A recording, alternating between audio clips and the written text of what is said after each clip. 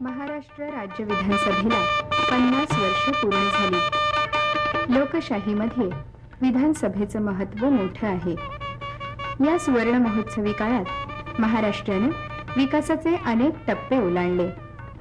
हा सुवर्ण महोत्सवी आनंदाचा क्षण आपण साजरा करत आहोत आपल्या देशाचे पंतप्रधान माननीय राजीव गांधी यांच्या उपस्थितीत। या सोहळ्याची शोभा वाढवण्यासाठी लोकसभेचे सभापती माननीय बलराम जाखड हेही उपस्थित आहेत। या सुवर्ण महोत्सवी सोहळ्यात सहभागी होण्यासाठी आपणही जाऊया विधान भवनावर।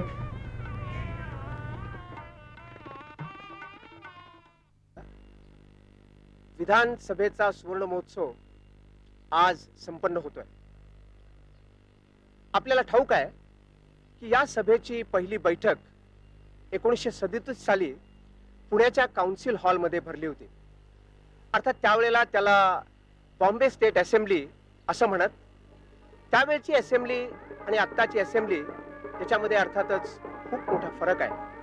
आपल्याला हे ठाऊक आहे की महाराष्ट्र विधानमंडळाची 2 सभागृह आहेत। त्यातलं एक अप्पर हाऊस आणि दुसरं लोअर हाऊस। अप्पर हाऊस म्हणजे अर्थात विधान परिषद आणि लोअर हाऊस म्हणजे विधानसभा। विधान परिषदेची 50 वर्ष गतवर्षी पूर्ण झाली आणि त्यांचा एक खास समारंभ लोकसभेचे अध्यक्ष डॉक्टर बलराम जाखड यांच्या अध्यक्षतेखाली संपन्न झाला होता। यंदा विधानसभेचा सुवर्ण महोत्सव साजरा होतोय आणि भारताचे पंतप्रधान श्रीयुत राजीव गांधी हे या समारंभामध्ये उद्घाटक म्हणून येत आहेत। त्याचबरोबर लोकसभेचे सभापती डॉक्टर बलराम जाखड हे या समारंभामध्ये खास अतिथी म्हणून उपस्थित राहणार आहेत। त्याचबरोबर महाराष्ट्राचे राज्यपाल के ब्रह्मानंद रेड्डी हेही एक विशेष अतिथी आहेत। पंतप्रधान या ठिकाणी आल्यानंतर त्यांच्या हस्ते सुरुवातीला नामफलकाचं अनावरण होणार आहे। त्यानंतर पंतप्रधान लोअर हाऊसमध्ये म्हणजे विधानसभेत जातील आणि त्या ठिकाणी नव्यानच बसवण्यात येत असलेल्या महात्मा फुले यांच्या प्रतिमेचं ते अनावरण करतील।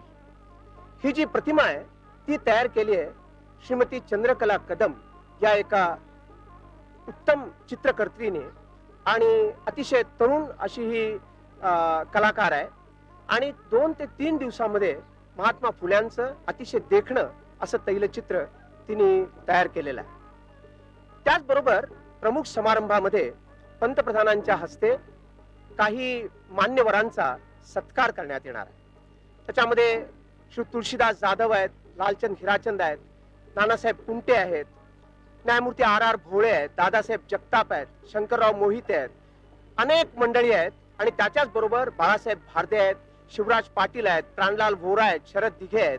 हे माजी सभापती देखील सत्कार पात्र म्हणून घोषित करण्यात आले। पंतप्रधानांचं या ठिकाणी आगमन होत आहे, तुतार्यांचा निनाद होतोय आणि पंतप्रधानांची गाडी मूळ ठिकाणी आलेली आहे। भव्य स्वागत पंतप्रधानांचं केलं जात आहे। मुख्यमंत्री त्यांच्या बरोबर आहेत, लोकसभेचे अध्यक्ष आहेत, त्याचबरोबर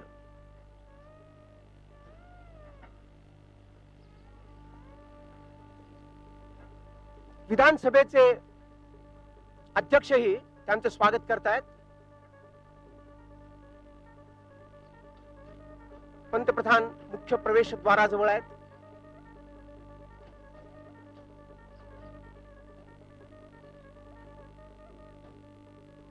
अनेक केंद्रीय मंत्री आहेत, राज्याचे मंत्री आहेत, सरकारी अधिकारी आहेत। विधान भवनाचा जो नामफलक आहे तो फलक पंतप्रधानांच्या साठी पंतप्रधान त्याच्या जवळ नजदीक पोहोचलेले आहेत आणि पंतप्रधान या नामफलकाचं आता अनावरण करीत आहेत।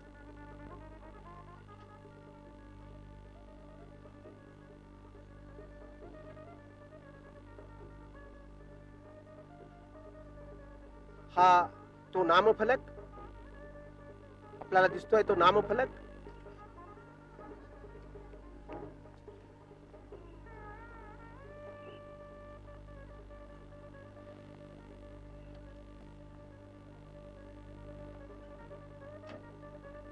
यानंतर पंतप्रधान पुढच्या कार्यक्रमासाठी रवाना होत आहेत.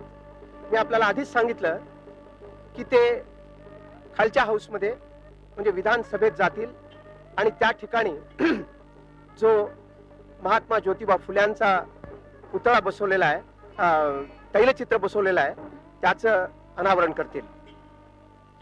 दरम्यानच्या काळामध्ये जो सभा मंडप आहे, त्या सभा मंडपातही मंडळी येऊन जमलेली आहेत.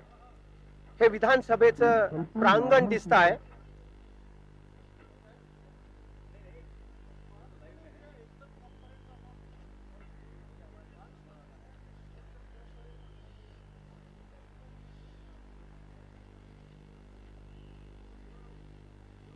विधान भवनाचा हा वास्तू अत्यंत देखणा आहे. अतिशय देखणं शिल्प म्हणून आशियामध्ये ते प्रसिद्ध आहे. पंतप्रधान श्रीमती इंदिरा गांधी यांनीही याचा अत्यंत गौरवपूर्ण असा उल्लेख त्या जेव्हा या ठिकाणी 1981 मध्ये आल्या होत्या त्यावेळेला केला होता. मुख्यमंत्री त्यांच्या बरोबर आहेत, बाकीचे त्यांचे सहकारीही पंतप्रधानांच्या समवेत आहेत. आणि यानंतर हे आपल्याला जे दिसतं, ज्या तैलचित्राबद्दल मी आपल्याशी बोललो, ते हे महात्मा ज्योतिबा फुल्यांचं तैलचित्र.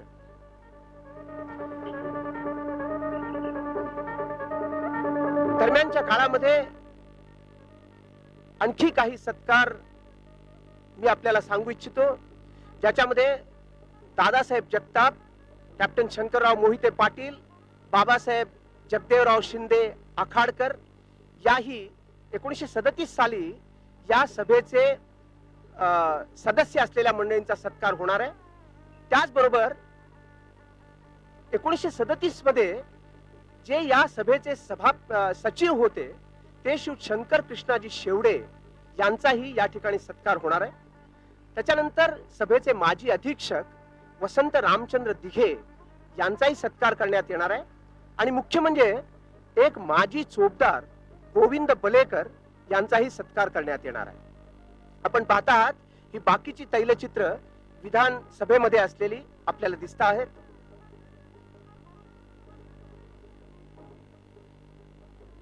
याच ठिकाणी या विधान भवनामध्ये अनेक प्रकारची महत्वाची विधेयकं मंजूर झाली, त्याचं कायद्यात रूपांतर झालं.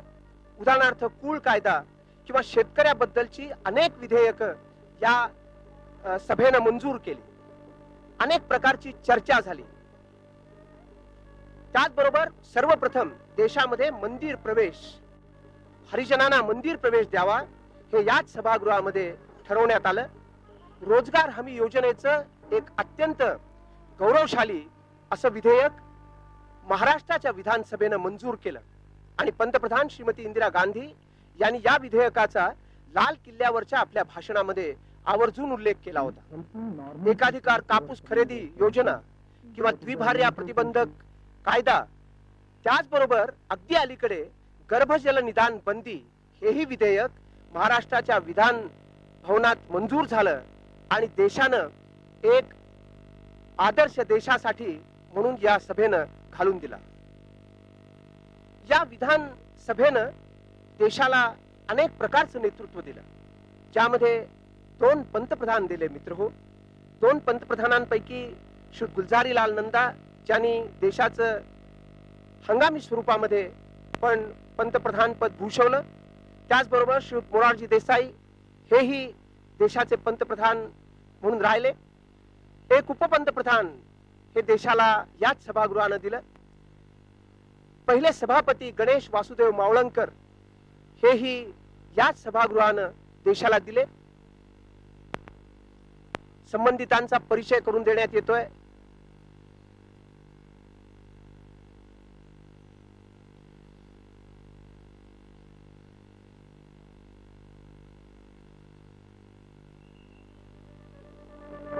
मुख्य सभा मंडप जो आहे तो अत्यंत देखणा आहे, भव्य आहे. जवळजवळ 2500 निमंत्रित बसू शकतील इतका प्रचंड असा मांडव या ठिकाणी घालण्यात आलेला आहे. खूप मोठं व्यासपीठ आहे. व्यासपीठाच्या पार्श्वभूमीला विधानसभेच्या शिल्पाचं अतिशय देखणं असं फुलांनी तयार केलेलं चित्र आहे, जे खूप मोठं आहे. निरनिराळी प्रतिष्ठित मंडळी या ठिकाणी आपल्याला दिसत आहेत.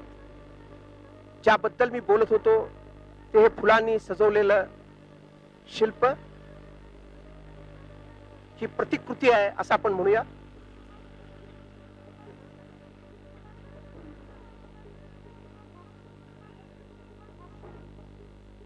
महाराष्ट्र जसा प्रगतिशील तसंच महाराष्ट्राची विधानसभा ही अत्यंत प्रगतिशील आहे. अनेक मान्यवर नेते या ठिकाणी आपली मतं आवर्जून मांडतात. बरेचदा त्यातून देशानंही काही मार्गदर्शन घेतलेलं आहे असं अनेकदा सांगितलं जातं. पंतप्रधान मुख्य सभागृहामध्ये आलेले आहेत.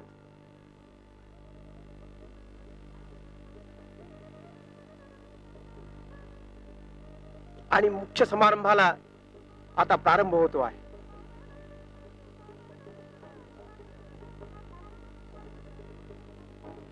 राज्यपाल डॉक्टर बलराम जाखड,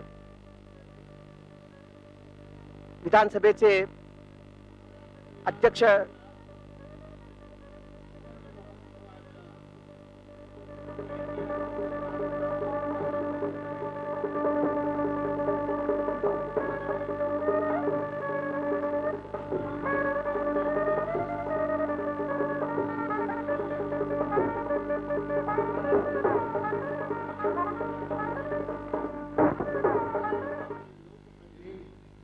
सर्वांचे हार्दिक स्वागत करीत आहेत.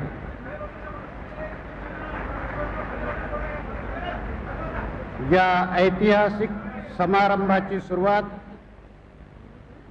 पद्मभूषण लता मंगेशकर यांच्या गीताने होणार आहे. आज ज्ञानेश्वरांची जयंती आहे. मोगरा फुलला या गीताने कार्यक्रमाची सुरुवात होत आहे. आदरणीय लता दीदी.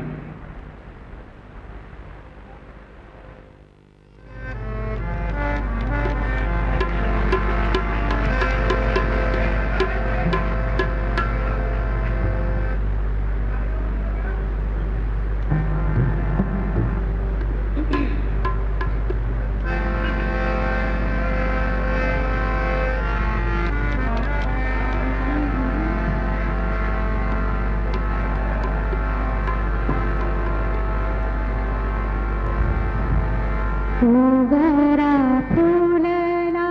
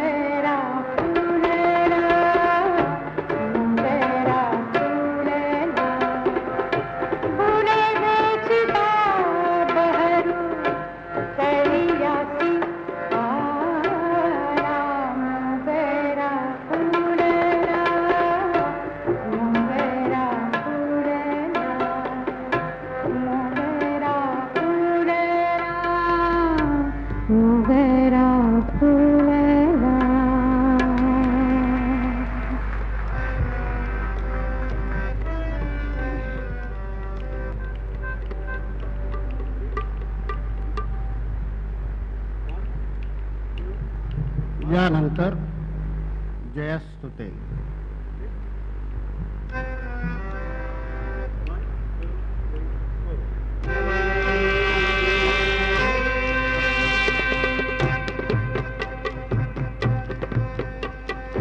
जयोस्तुते जयोस्तुते श्री महामंगले शिवास्तदे शुभदे स्वतंत्रते भगवती त्वामहं यशोयुता वन्दे यशोयुता वन्दे.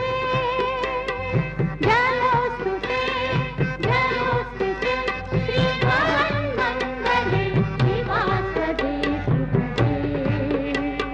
स्वतंत्रते भगवती त्वामहं यशोयुता वन्दे यशोयुता वन्दे.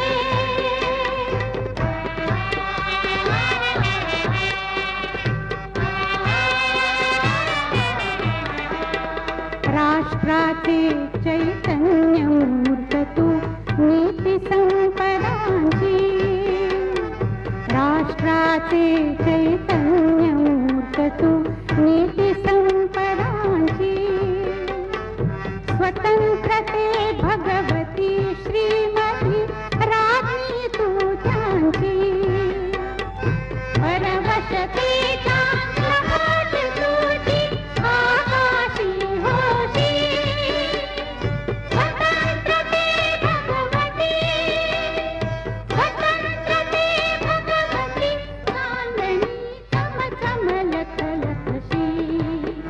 वंदे त्वामहं यशोयुता वन्दे. जयोस्तुते जयोस्तुते श्री महामंगले शिवास्तदे शुभदे स्वतंत्रते भगवती त्वामहं यशोयुता वन्दे यशोयुता वन्दे.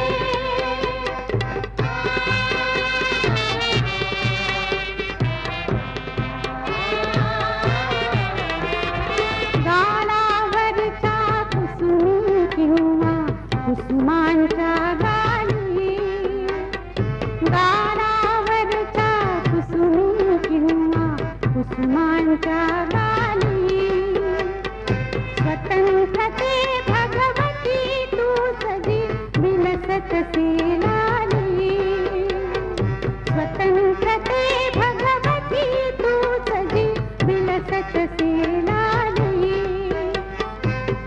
सूर्याचे तेज उदगिते गांभीर्य तुझे स्वतंत्रते भगवती स्वतंत्रते भगवती अन्यथा ग्रहण नष्टते वन्दे त्वामहं यशोयुता वन्दे.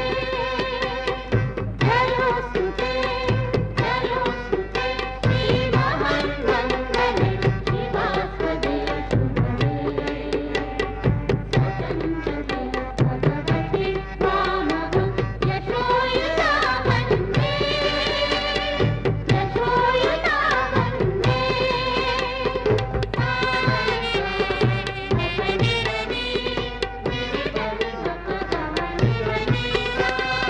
मोक्षमुक्ती ही तुझी स्वरूपे तुलाच वेदांती मोक्षमुक्ती ही तुझी स्वरूपे तुलाच वेदांती स्वतंत्रते भगवती योगी जन परब्रह्म वदती. ते जे उत्तम उदात्त उन्नत महन्मधुर ते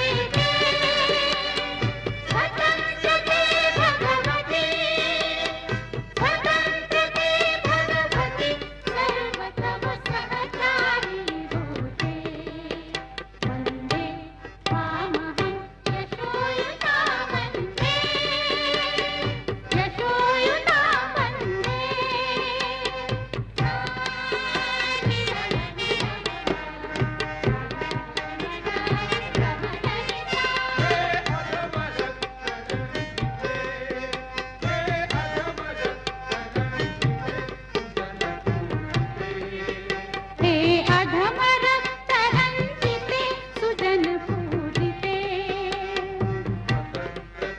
स्वतंत्रते स्वतंत्रते स्वतंत्रते तुझं वीण जनन ते मरण तुझं सकल चराचर शरण चराचर शरण श्री स्वतंत्रते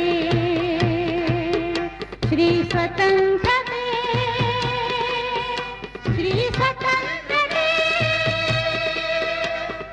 जयोस्तुते जयोस्तुते श्री महामंगले शिवास्पदे शुभदे स्वतंत्रते भगवती त्वामहं यशोयुता वन्दे यशोयुता वन्दे वन्दे वन्दे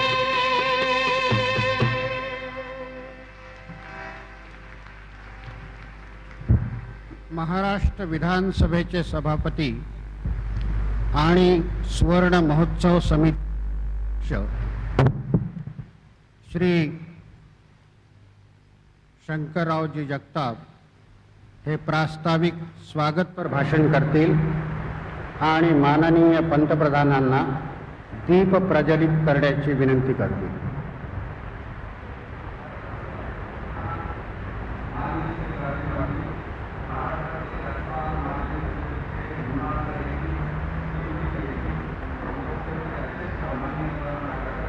श्रीमती जाकर, केंद्रीय मंत्रीगण, राज्यसभेच्या उपाध्यक्षा श्रीमती प्रतिभाताई पाटील, देशातील इतर अनेक राज्यांच्या विधान परिषदांचे सभापती, विधानसभेचे अध्यक्ष, महाराष्ट्राचे मुख्यमंत्री शरदराव पवार, विधान परिषदेचे सभापती श्री जयंतराव टिळक, विधान परिषदेचे माजी सभापती, विधानसभेचे माजी अध्यक्ष, आजी माजी आमदार मित्र आणि निमंत्रित प्रमुख पाहुणे, महाराष्ट्र विधानसभेच्या सुवर्ण महोत्सवाच्या शुभारंभ प्रसंगी आपणा सर्वांचे स्वागत करताना मला अत्यंत हर्ष होत आहे.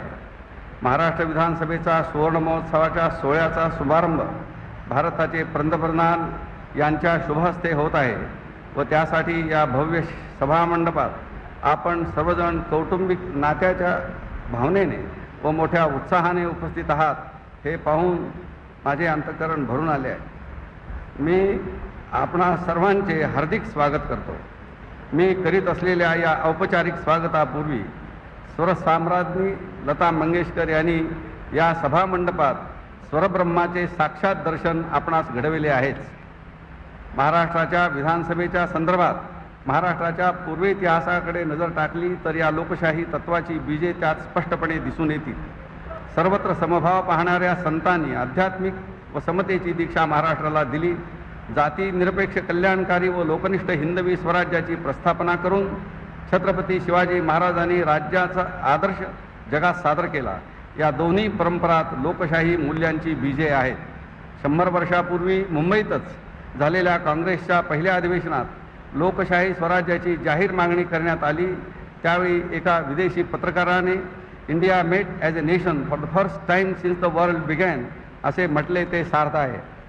स्वतः पार्लमेंटचे सदस्य राहून स्वराज्याचा महामंत्र देशाला देणारे दादाभाई नौरोजी, स्वराज्य हा माझा जन्मसिद्ध हक्क आहे आणि तो मी मिळवणारच या निर्धाराने स्वातंत्र्याचा स्फुल्लिंग प्रज्वलित करणारे लोकमान्य टिळक, राजकारणाचे अध्यात्मीकरण करू पाहणारे न्यायमूर्ती गोखले, सामाजिक समतेचे रणशिंग फुंकून काँग्रेस अधिवेशनात शेतकऱ्यांचा पुतळा बसवणारे, सामाजिक क्रांतीचे अग्रदूत व शेतकऱ्यांचे कैवारी महात्मा ज्योतिबा फुले, भारतीय संविधानाचे शिल्पकार डॉक्टर बाबासाहेब आंबेडकर प्रभृती राष्ट्रीय विभूतीचे धर्मक्षेत्र व कुरुक्षेत्र ठरलेली ही महाराष्ट्राची पावनभूमी आहे. महात्मा गांधींची चले जाव ही वीरगर्जना आणि करो या मरो हा मृत्युंजय संकल्प या नगरीतूनच 1942 साली दशदिशात निनादला. ज्या निवडणुकामुळे देशात विधानसभा अस्तित्वात आली त्या निवडणुका लढवण्याचा ठराव महाराष्ट्रातच फैजपूर काँग्रेसने केला आणि काँग्रेसने अधिकार स्वीकार करावा हा आदेशही महाराष्ट्रातील वर्धा येथेच काँग्रेस वर्किंग कमिटीने दिला. आधुनिक भारताच्या लोकशाही स्वराज्याच्या मंगल पण तेजस्वी राष्ट्रीय प्रवाहाची गंगोत्री महाराष्ट्रात उगम पावली अशी गौरवास्पद ऐतिहासिक पार्श्वभूमी लाभलेली आमची विधानसभा आहे याचा सुरुवातीला उल्लेख करताना मला अभिमान वाटतो.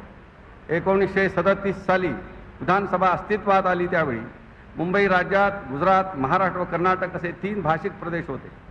या तिन्ही भाषा आत्मसात असलेला आणि सर्वांच्या आदराला पात्र असलेला बाळासाहेब खेरांसारखा मुख्यमंत्री त्यावेळेला होता. योगायोगाने बाळासाहेब खेर यांची जन्मशताब्दी यावर्षी साजरी होत आहे. त्यांच्या तोलामोलाचा आणि पुढे भारताच्या लोकसभेचा आदर्श अध्यक्ष म्हणून मान्यता पावलेला मावळणकरांसारखा विधानसभेचा अध्यक्ष, पुढे भारतात मान्यता पावलेले कन्हैयालाल मुंशी, गुलजारीलाल नंदा, मोरारजी देसाई, वैकुंठभाई मेहता प्रभृती त्यावेळचे मंत्री आणि भारतीय कीर्तीचे डॉक्टर बाबासाहेब आंबेडकर, भाई डांगे यासारखे विरोधी पक्ष नेते या सर्वांच्या संयुक्त कर्तृत्वाच्या आणि नेतृत्वाच्या आधारे संसदीय लोकशाहीचा खंबीर पाया या विधानसभेत घातला गेला. त्रैभाषिक, द्वैभाषिक आणि एकभाषिक महाराष्ट्र राज्य अशा तिन्ही अवस्था विधानसभेने अनुभवल्या. महाराष्ट्र राज्य प्रस्थापित झाल्यानंतर महाराष्ट्राचे नेते आणि शिल्पकार यशवंतराव चव्हाण यांनी कृषी औद्योगिक समाज रचनेचा संकल्प घोषित केला आणि त्याचा पायाही मजबूत केला. त्यांच्या मुख्यमंत्रीपदाच्या कारकिर्दीत आणि ते भारताचे मंत्री झाल्यानंतर हरित क्रांतीचे पुरस्कर्ते मुख्यमंत्री वसंतराव नाईक यांच्या कारकिर्दीत महाराष्ट्र हे देशातील एक अव्वल दर्जाचे प्रगत आणि पुरोगामी राज्य म्हणून मान्यता पावले. लोकहिताची तळमळ, विरोधी पक्षाशीही सौजन्यशील संवाद, विधानसभेच्या माध्यमातून अनेक पुरोगामी कायदे आणि योजना आणि एकंदरीत संसदीय लोकशाहीचे यथोचित संकेत या सर्व दृष्टीने या दोन्ही नेत्यांची कारकीर्द संस्मरणीय झाली आहे. या महोत्सव प्रसंगी त्यांची आठवण झाल्याशिवाय राहत नाही. गेल्या 50 वर्षात आपल्या विधिसभेने सर्वसामान्य जनतेच्या आशा आकांक्षा प्रतिबिंबित करण्यासाठी आणि त्या पूर्ण करण्यासाठी अभिमानास्पद कामगिरी बजावली आहे. गेल्या 5 दशकामध्ये आपल्या विधानसभेने पारित केलेले लोककल्याणकारी कायदे, विधानसभेच्या सार्वभौम व्यासपीठावर असंख्य विषयावर झालेल्या उद्बोधक चर्चा आदीकडे सहज नजर फिरवली तरीही आपण निर्माण केलेल्या परंपराकडे पाहून निश्चितच सर्वांना अभिमान वाटेल. सर्वसामान्य जनतेचे प्रश्न लोकशाही मार्गाने निश्चितपणे सुटू शकतात हे आपल्या विधानसभेच्या कामकाजावरून लक्षात येईल. आर्थिक, सामाजिक आणि शैक्षणिक समता, वैचारिक स्वातंत्र्य आदीच्या प्रस्थापनेसाठी आपल्या विधानसभेने सातत्याने मोलाची कामगिरी बजावली आहे. शेतकरी कर्ज निवारण कायदा, कुळ कायदा, कमाल जमीन धारणा कायदा, कापूस एकाधिकार योजना आदी शेतकऱ्यांच्या हिताचे कायदे, विवार्या प्रतिबंधक कायदा, स्त्री पुरुष कामगारांना समान वेतन, मुलींना मोफत शिक्षण, गर्भजल परीक्षा बंदी इत्यादी स्त्री पुरुष समतेचे कायदे व योजना, अस्पृश्यता निवारणाचे व हरिजन गिरिजन हिताचे कायदे, कामगार हिताचे कायदे इत्यादी अनेक पुरोगामी कायदे विधानसभेने केले आहेत. सत्तेचे विकेंद्रीकरण करून ग्रामीण नेतृत्व उभे करण्यास प्रेरणा देणारा आणि ग्रामीण विकास कामांना लोकाभिमुख गती देणारा जिल्हा परिषद आणि पंचायत समिती कायदा, ग्रामीण आर्थिक पुनर्रचनेचा पाया घालणारा सहकार कायदा आणि कष्ट करणाऱ्याला हक्काने आणि स्वाभिमानाने जगता यावे म्हणून मागेल त्याला काम देणारा रोजगार हमी योजना कायदा हे कायदे महाराष्ट्र विधानसभेने करून देशाला एक नवी दिशा दाखवली आहे आणि महाराष्ट्रामध्येही अत्यंत पुरोगामी असे पाऊल उचलले आहे.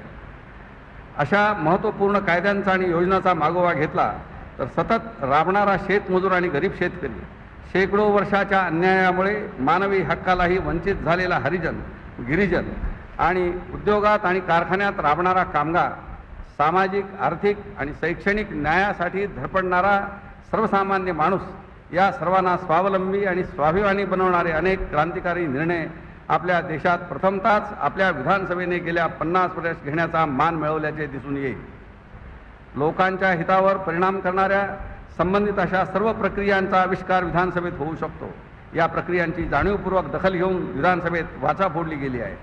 समाजहितकारक अनेक कायदे मंजूर करून आणि अनेक कल्याणकारी योजनांना गतिमान करून या विधानसभेने संपूर्ण महाराष्ट्रीय जनतेचे जीवन मोठ्या प्रमाणात संपन्न बनवले आहे. ही गोष्ट सर्वमान्य झाली आहे. ध्येयनिष्ठ, कार्यक्षम आणि सेवाभावी असे अनेक लोकप्रतिनिधी विधानसभेला लाभले.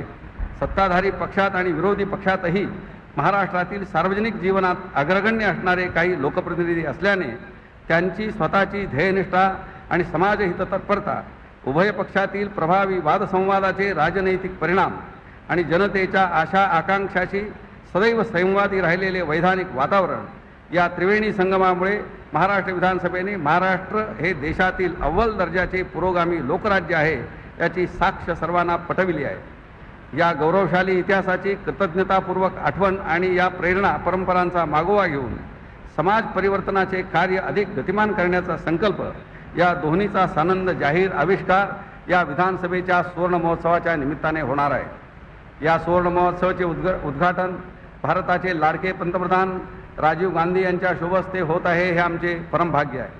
भारतीय लोकशाहीचे प्रणेते, लोकशाही समाजवादाचे उद्गाते आणि विश्वशांतीचे पुरस्कर्ते या नात्याने आधुनिक राजर्षी पंडित नेहरू जगात मान्यता पावले। आपल्या विक्रमी कर्तृत्वाने आणि अंतिम मृत्युंजय बलिदानाने सर्वांच्या आदरास पात्र झालेल्या इंदिराजींनी संयुक्त महाराष्ट्राच्या निर्मितीतही पुढाकार घेतला। नवीन विधान भवनाचे उद्घाटनही त्यांच्याच शुभहस्ते झाले होते हे त्यांचे ऋण आम्ही विसरू शकत नाही। या दोघांच्याही राष्ट्रीय नेतृत्वाचा वारसा घेऊन तरुण वयातच खंडतुल्य भारत देशाची धुरा समर्थपणे पेलणारे पंतप्रधान आज आम्हाला नव्या प्रेरणा देण्यासाठी येथे आले आहेत। त्यांचा जन्मही मुंबईत झाला आहे ही योगायोगाची गोष्ट आहे। या सोहळ्यात भारताच्या लोकसभेचे मान्यवर अध्यक्ष बलराम जाखर हे भारतीय जनतेच्या प्रतिनिधींच्या वतीने आम्हा शुभाशीर्वाद देण्यासाठी प्रमुख पाहुणे म्हणून येथे उपस्थित आहेत हे आमचे भाग्य आहे। महाराष्ट्रासारखे राष्ट्रीय व सामाजिक कार्यात आघाडीवर असलेले राज्य, देशातील वैधानिक कामगिरीच्या दृष्टीने तुलनेनं अग्रेसर ठरलेली पुरोगामी महाराष्ट्र विधानसभा आणि पंतप्रधान आणि लोकसभा अध्यक्ष यांची प्रेरक उपस्थिती या त्रिवेणी संगमामुळे आजचा महोत्सव पावन झाला आहे। त्यांचे मी हार्दिक स्वागत करतो। या समारंभासाठी बाहेरच्या राज्यातून आलेल्या विधान परिषदा व विधानसभा यांचे पीठासीन अधिकारी, महाराष्ट्र विधानसभेचे आजी माजी आमदार, मंत्रीगण, विधान परिषदेचे आमदार, खासदार आणि निमंत्रित पाहुणे यांचे मी हार्दिक स्वागत करतो। महाराष्ट्रातील सामाजिक क्रांतीचे अग्रदूत, शेतकऱ्यांचे कैवारी महात्मा ज्योतिबा फुले यांचा पूर्णाकृती पुतळा विधान भवनाच्या आवारात प्रतिष्ठित करण्यात आला आहे। आज विधानसभेच्या सभागृहात त्यांच्या तैलचित्राचे अनावरण माननीय पंतप्रधानांचे शुभ हस्ते करण्यात आले ही आमच्या दृष्टीने एक आनंदाची गोष्ट आहे। या महोत्सवाचा शुभारंभ आज पंतप्रधानांच्या शुभहस्ते होत असून त्याची सांगता वर्षाखेरीस होईल। या समारंभाच्या निमित्ताने महाराष्ट्रातील लोकशाही परंपरेचा आणि विधानसभेतील कायद्यांच्या संदर्भातील सामाजिक स्थित्यंतराचा कलापूर्ण बोध करून देणारे प्रदर्शन, लोकशाहीच्या संवर्धनासाठी चर्चासत्रे, लोकशाही नेत्यांच्या दूरदर्शन व आकाशवाणीवरील मुलाखती इत्यादी समाज प्रबोधनाचे विविध कार्यक्रम आयोजित करण्यात आले आहेत। आजच्या समारंभात पहिल्या विधानसभेच्या सदस्यांचा व विधानसभेच्या माजी अध्यक्षांचा व सर्वात जुने अधिकारी व कर्मचारी यांचा सत्कारही पंतप्रधानांच्या शुभहस्ते होत आहे।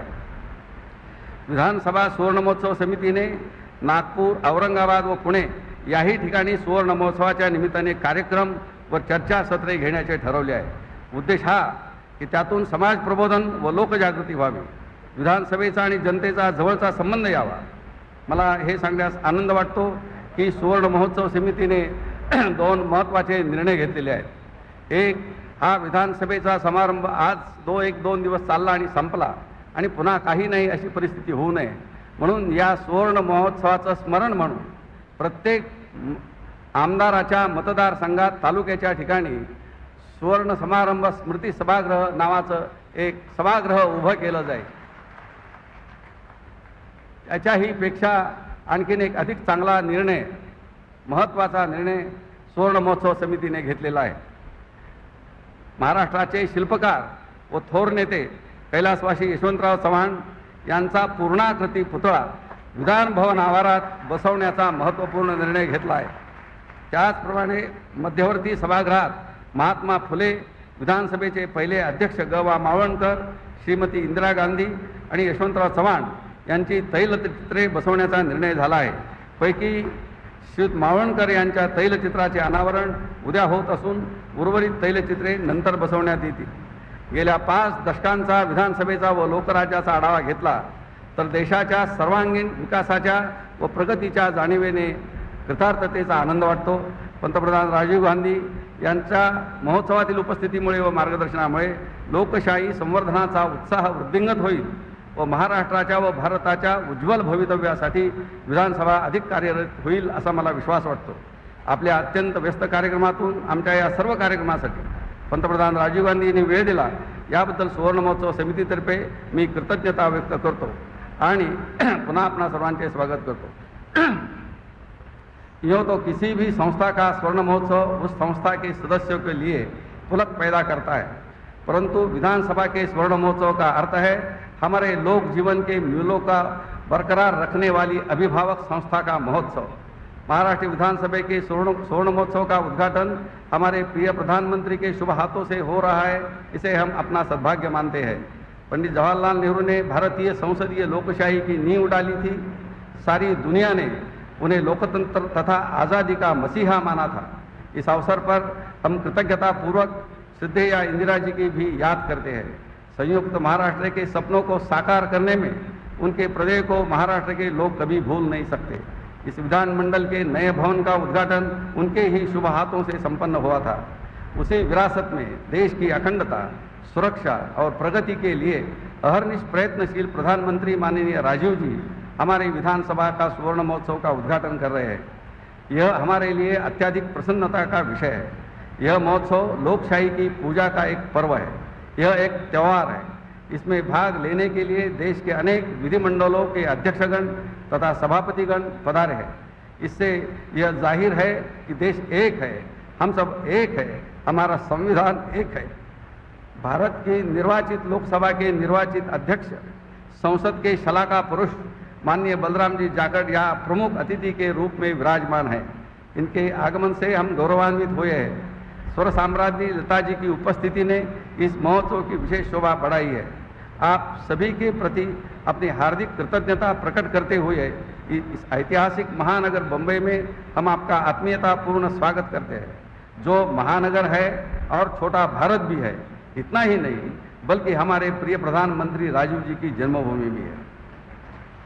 महाराष्ट्र विधानसभा की स्वर्ण जयंती के अवसर पर हम यह कामना करते हैं कि जो विरासत हमें परंपराओं से मिली है वह अक्षुण्ण रहे. आदि शताब्दी के इतिहास को सामने रखकर लोकशाही के मार्गों को हम और प्रशस्त करते हैं. अब मैं प्रधानमंत्री जी से विनम्र प्रार्थना करता हूं कि वे दीप प्रज्वलित करके महाराष्ट्र विधानसभा के सुवर्ण महोत्सव का विधिवत उद्घाटन करें.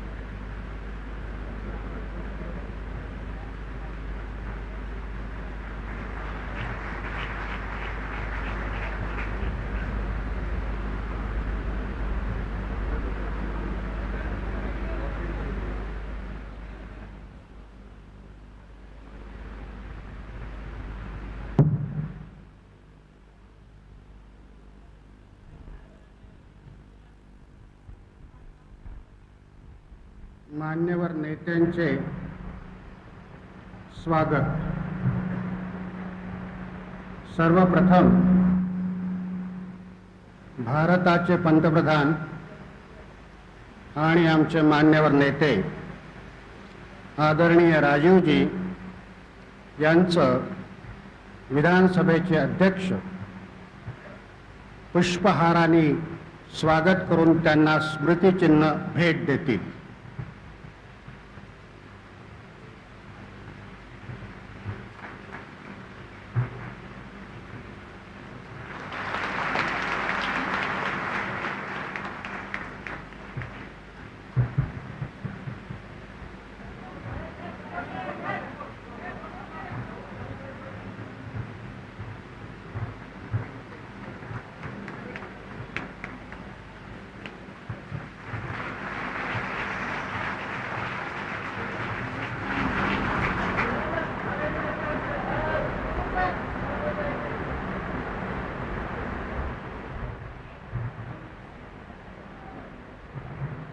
लोकसभेचे अध्यक्ष श्री बलरामजी जाखड यांचंही पुष्पहाराने स्वागत करून स्मृतिचिन्ह प्रदान करतील.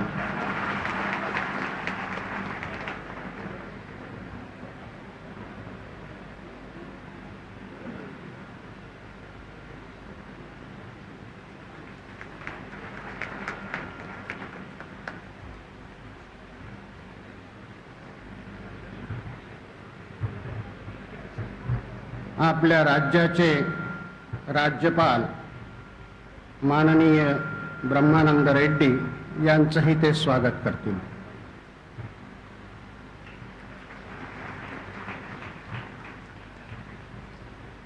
महाराष्ट्र राज्याचे मुख्यमंत्री नामदार श्री शरद पवार यांचं स्वागत करतील.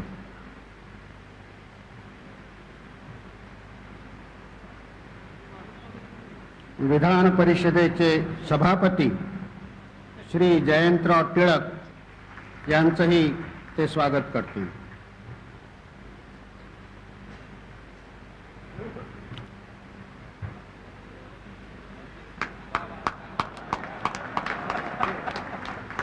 हा लोभ असाच कायम राहो.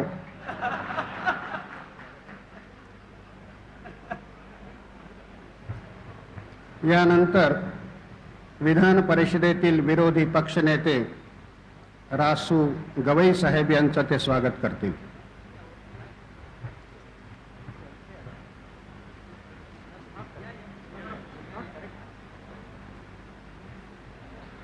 ठरवून घ्या आधी कोणी कोणाला टाकायचं ते. या महोत्सवाच्या निमित्ताने एक स्मृती ग्रंथ तयार करण्यात आलेला आहे. या स्मृती ग्रंथाचं प्रकाशन लोकसभेचे अध्यक्ष आदरणीय बलरामजी जाखड यांच्या हस्ते होत आहे आणि हा ग्रंथ त्यांना सादर करत आहेत विधानसभेचे उपाध्यक्ष श्री बबनराव ढाकणे.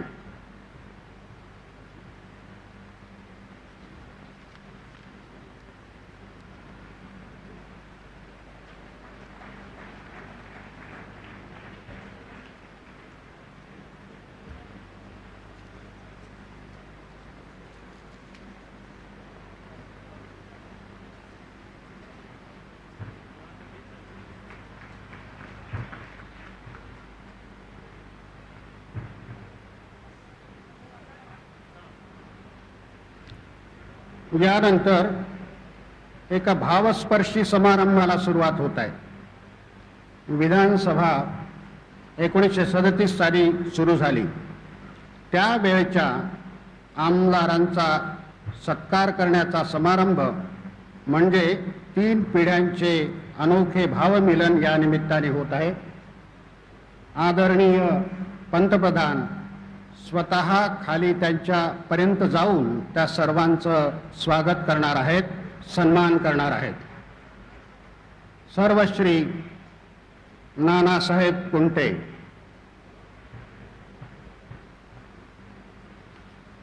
श्री लालचंद हिराचंद,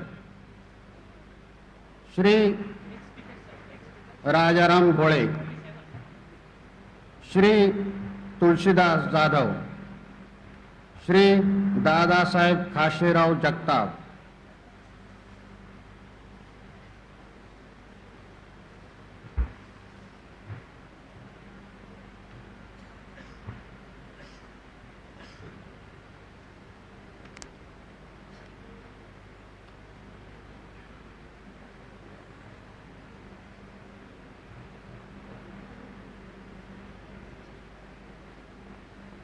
श्री तुळशीदास जाधव यांचा सत्कार करतायत. त्यानंतर श्री दादासाहेब खाशेराव जगताप,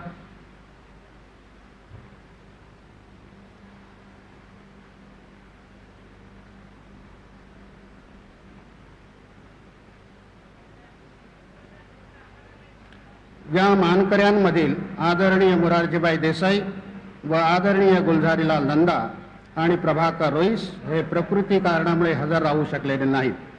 त्याचबरोबर विधानसभेचे माजी अध्यक्ष श्री बाळासाहेब भारदे,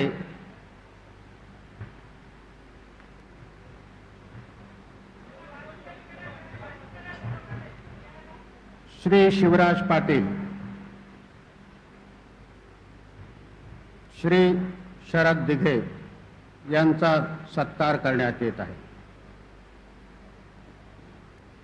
यानंतर माननीय पंतप्रधानांच्याच हस्ते स्वरसम्राज्ञी पद्मभूषण लता मंगेशकर यांचा सत्कार होत आहे. त्याचबरोबर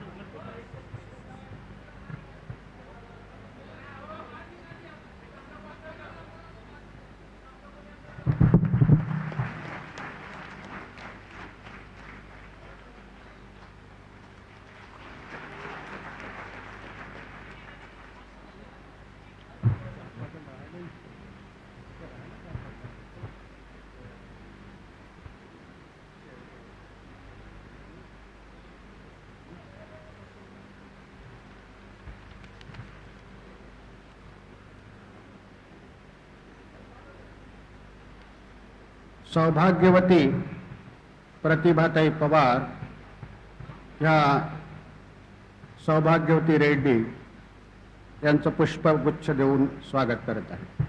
यानंतर महाराष्ट्र राज्याचे मुख्यमंत्री आणि आमचे मान्यवर नेते नामदार शरदराव पवार यांनी आपल्या भाषणाला सुरुवात करावी अशी मी त्यांना विनंती करतो. आजच्या या सोहळ्याचे प्रमुख अतिथी आणि हिंदुस्थानचे लोकप्रिय पंतप्रधान माननीय राजीवजी गांधी, महाराष्ट्राचे राज्यपाल माननीय ब्रह्मानंद रेड्डीजी, लोकसभेचे सभापती माननीय बलराम जाखडजी, सभापती शंकररावजी जगताप, जयंतरावजी टिळक,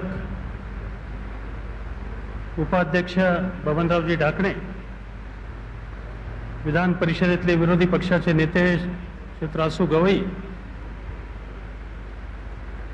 1937 सालापासून या सदनामध्ये सदस्य असलेले सर्व मान्यवर सदस्य, भूतपूर्व स्पीकर, विविध संस्थांचे पदाधिकारी आणि उपस्थित आजी आणि माजी विधिमंडळाचे सदस्य आणि महाराष्ट्राच्या कानाकोपऱ्यातून आलेले विविध लोकप्रतिनिधी बंधू भगिनींनो, आजचा दिवस हा महाराष्ट्राच्या इतिहासामध्ये सुवर्ण अक्षरानं लिहिण्यासारखा दिवस आहे. 50 वर्षाच्या पूर्वी या विधिमंडळाची स्थापना झाली. त्यावेळच्या मुंबई राज्याच्या नंतरच्या महाराष्ट्र राज्याच्या जीवनामध्ये आर्थिक आणि सामाजिक परिवर्तन करण्याच्या संदर्भाची मोलाची कामगिरी या सदनामधून केली गेली. तुम्हाला मला अभिमान आहे या सदनाचा की या सदनानं महाराष्ट्राचा नावलौकिक सर्व क्षेत्रामध्ये वाढवण्याच्यासाठी जाणीवपूर्वक प्रयत्नांची पराकाष्ठा केली. या सदनामधून अनेक प्रकारचे पुरोगामी कायदे सर्वसामान्य माणसाचं जीवन उंचवण्याच्यासाठी विचारपूर्वक केले.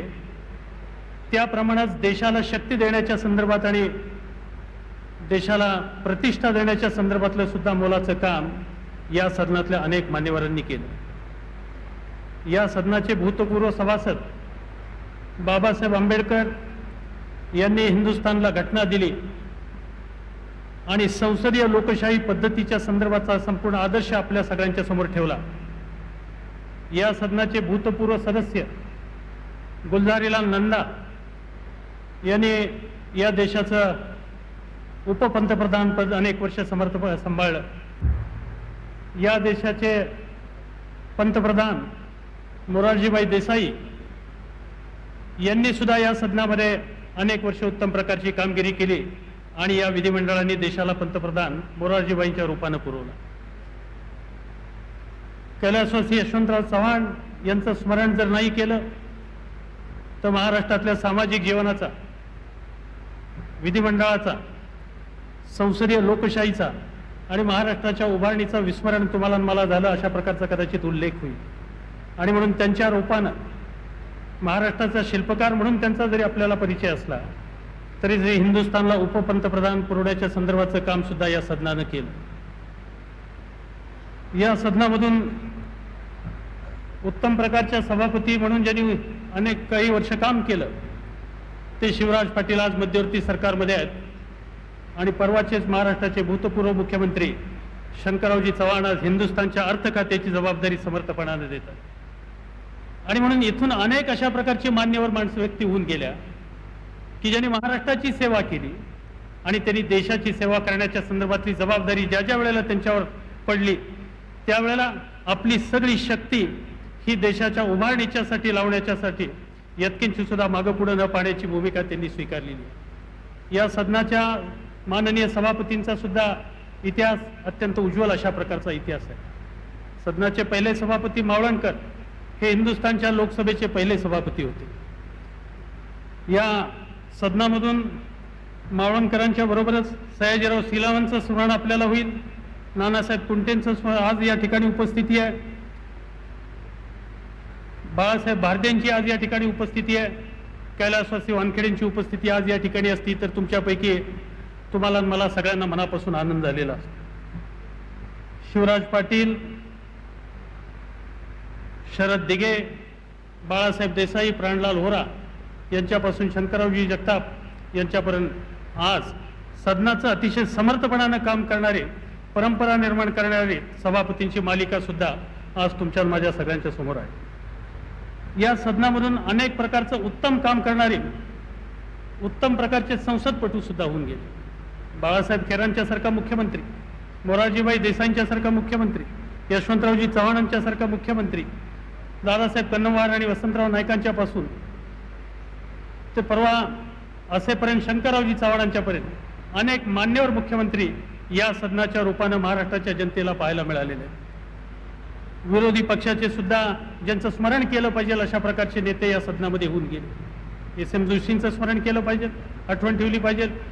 उद्धवराव पाटलांची आठवण ठेवली पाहिजे, माळगेंची आठवण ठेवली पाहिजे, नानासाहेब वराळेंची आठवण ठेवली पाहिजे.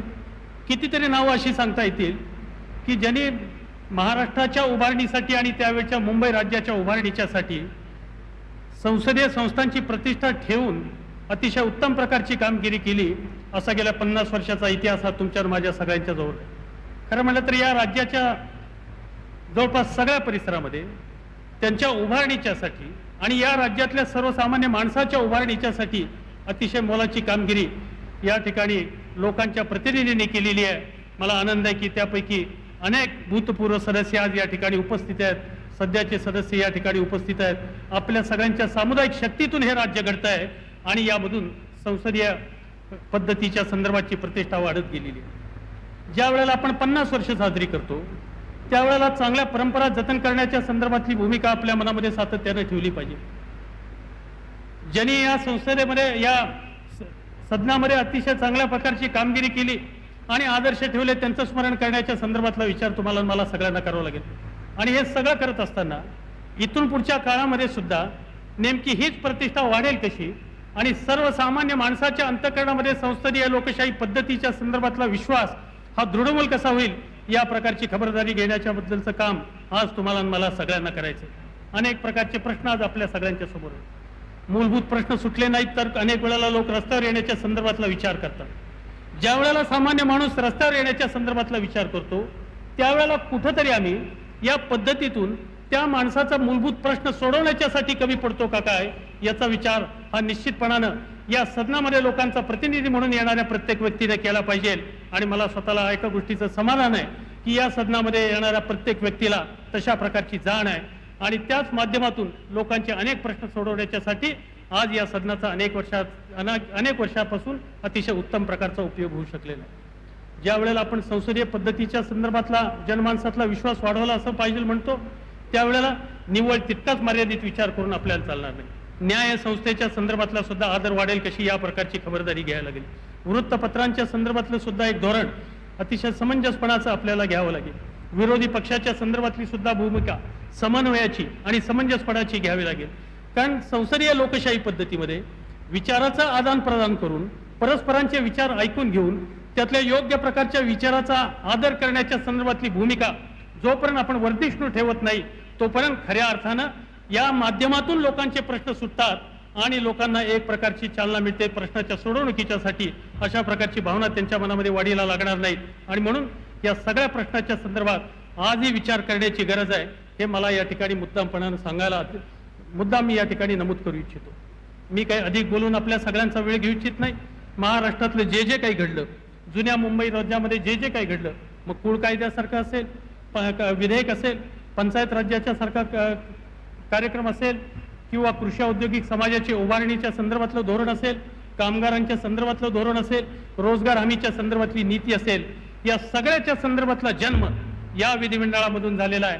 आणि तो जन्म होताना त्याच्यासाठी दोन्ही बाजूच्या सन्माननीय सदस्यांनी आपला विचार त्याच्यामध्ये टाकलेला आहे, आपलं ज्ञान त्याच्यामध्ये ओतलेलं आहे, आपला अनुभव त्याच्यामध्ये दिलेला आहे. आणि त्या सगळ्यांच्या एकत्रित प्रयत्नाच्यामुळं हे सगळं या देशामध्ये या परिसरामध्ये घडू शकलेलं आहे. आज ज्या काळातून आपण सगळेजण जातो त्यावेळेला तुमची माझी सगळ्यांची जबाबदारी आहे की ज्या वेळेला लोकशाही वाढली पाहिजे असं आपण म्हणतो, ती जीवन निष्ठा झाली पाहिजे अशा प्रकारची अपेक्षा करतो, नेमकं त्याच वेळेला त्या लोकशाहीच्या संदर्भात समाजातल्या सगळ्या थरांच्या मध्ये आस्था निर्माण करण्याच्या संबंधाची सुद्धा खबरदारी घेतली पाहिजे.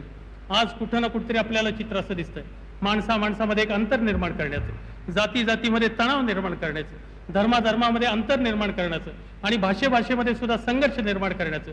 लोकप्रतिनिधींना या ठिकाणी पाठवणारा सर्वसामान्य माणूस तो सर्व जातीतला, सर्व धर्मातला, सर्व भाषेचा असू शकतो. आणि त्यामुळं ज्यांच्यामुळं आम्ही इथपर्यंत येऊन पोहोचलो त्या सर्वसामान्य माणसांच्या मध्ये एकसंगता निर्माण कशी होईल आणि एकसंघ समाजाच्या माध्यमातून आपण कशा अर्थानं खरी प्रगती करू शकू, हाच विचार तुम्ही मी सगळ्यांनी अंतःकरणामध्ये ठेवला पाहिजे. मला स्वतःला विश्वास आहे की महाराष्ट्राच्या विधिमंडळाची सगळी पूर्व परंपरा लक्षामध्ये घेतल्यानंतर, पूर्व इतिहास नजरेसमोर ठेवल्यानंतर आपण आज जी देशाची एकतेची गरज आहे ती एकतेची गरज भागवण्याच्यासाठी इथून पुढच्या काळामध्ये सुद्धा प्रयत्नांची पराकाष्ठा केल्याशिवाय राहणार नाही. आणि ज्या वेळेला 100 वर्ष साजरा करण्याच्या संदर्भातला प्रसंग या विधिमंडळावर येईल त्यावेळेला आपण सगळ्यांनी देशाच्या ऐक्याच्यासाठी बजावलेल्या कामगिरीचा आवर्जून उल्लेख करण्याच्या संदर्भातलं चित्र त्यावेळेला घडेल अशाच प्रकारचा विश्वास मी या ठिकाणी आपल्या सगळ्यांच्याकडून व्यक्त करतो. मला स्वतःला अतिशय समाधान आहे की आजच्या या ऐतिहासिक सोहळ्यामध्ये हिंदुस्थानचे प्रधानमंत्री आज या ठिकाणी उपस्थित राहिलेले आहेत. नव्या पिढ्याचे प्रतिनिधी ते आहेत. हिंदुस्थानचे प्रधानमंत्री ज्या वेळेला या सदनाचा जन्म झाला त्याच्यानंतर बहुतेक त्यांचा जन्म 6 वर्षांनी झालेला असेल. ज्या वेळेला या सदनाचा जन्म झाला त्याच्यानंतर 3 वर्षांनी माझाही जन्म झालेला आहे. आणि त्यामुळे आम्ही सगळेजण नव्या पिढीचे प्रतिनिधी आहोत. आज हिंदुस्थानचं नेतृत्व करण्याच्या संदर्भातली जबाबदारी ही नव्या पिढीचे प्रतिनिधी म्हणून आज हिंदुस्थानच्या प्रधानमंत्र्यांच्यावर, राजीव गांधींच्यावर भारतीय जनतेनं सुपूर्त केलेली आहे. स्वातंत्र्य प्राप्तीच्या पूर्वीच्या काळामध्ये नवीन देशाच्या संदर्भातलं जे स्वप्न स्वातंत्र्य सैनिकांच्या अंतःकरणामध्ये होतं त्या स्वप्नाची परिपूर्ती करण्याच्यासाठी प्रधानमंत्र्यांच्या नेतृत्वाखाली बाकीचे सगळे मतभेद गाडून हिंदुस्थानमधल्या तमाम लोकशाहीवादी शक्तींनी एकसंघपणानं प्रयत्नांची पराकाष्ठा केली पाहिजे. आज त्याची गरज आहे. त्यामुळे महाराष्ट्र बलवान होईल आणि बलवान महाराष्ट्राच्या माध्यमातून हिंदुस्थान बलवान झाल्याशिवाय राहणार नाही. आणि म्हणून त्या संदर्भातली शपथ ही आपण आजच्या दिवसामध्ये घेणं हे तुमचं माझं सगळ्यांचं आद्य कर्तव्य आहे. बलरामजी जाखड आज या ठिकाणी आले. अतिशय उत्तम रीतीनं संसदेचं ते काम चालू होतं, त्याची कल्पना आपल्यापैकी सगळ्यांना आहे. आज हिंदुस्थान आपले महाराष्ट्र राज्याचे माननीय राज्यपाल आणि श्रीमती रेड्डी याही या ठिकाणी आल्या. महाराष्ट्रातल्या 6 कोटी जनतेच्या वतीनं माननीय पंतप्रधान, माननीय लोकसभेचे सभापती अध्यक्ष, माननीय राज्यपाल आणि आपल्या सगळ्यांचं मी अंतःकरणापासून या ठिकाणी स्वागत करतो.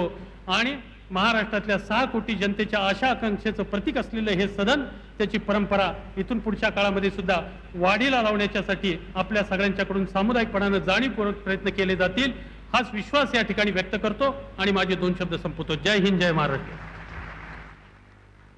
यानंतर लोकसभेचे अध्यक्ष आदरणीय बलरामजी जाखड यांनी आपल्याला मार्गदर्शन करावं अशी विनंती करतो.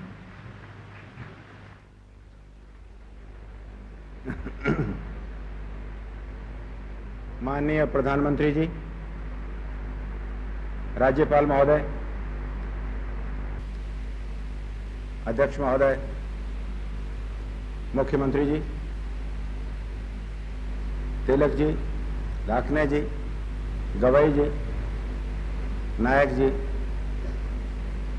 मंच पे बैठे हुए श्रीमती राज्यपाल और श्रीमती पवार, उपस्थित मंत्रीगण, केंद्रीय तथा यहाँ के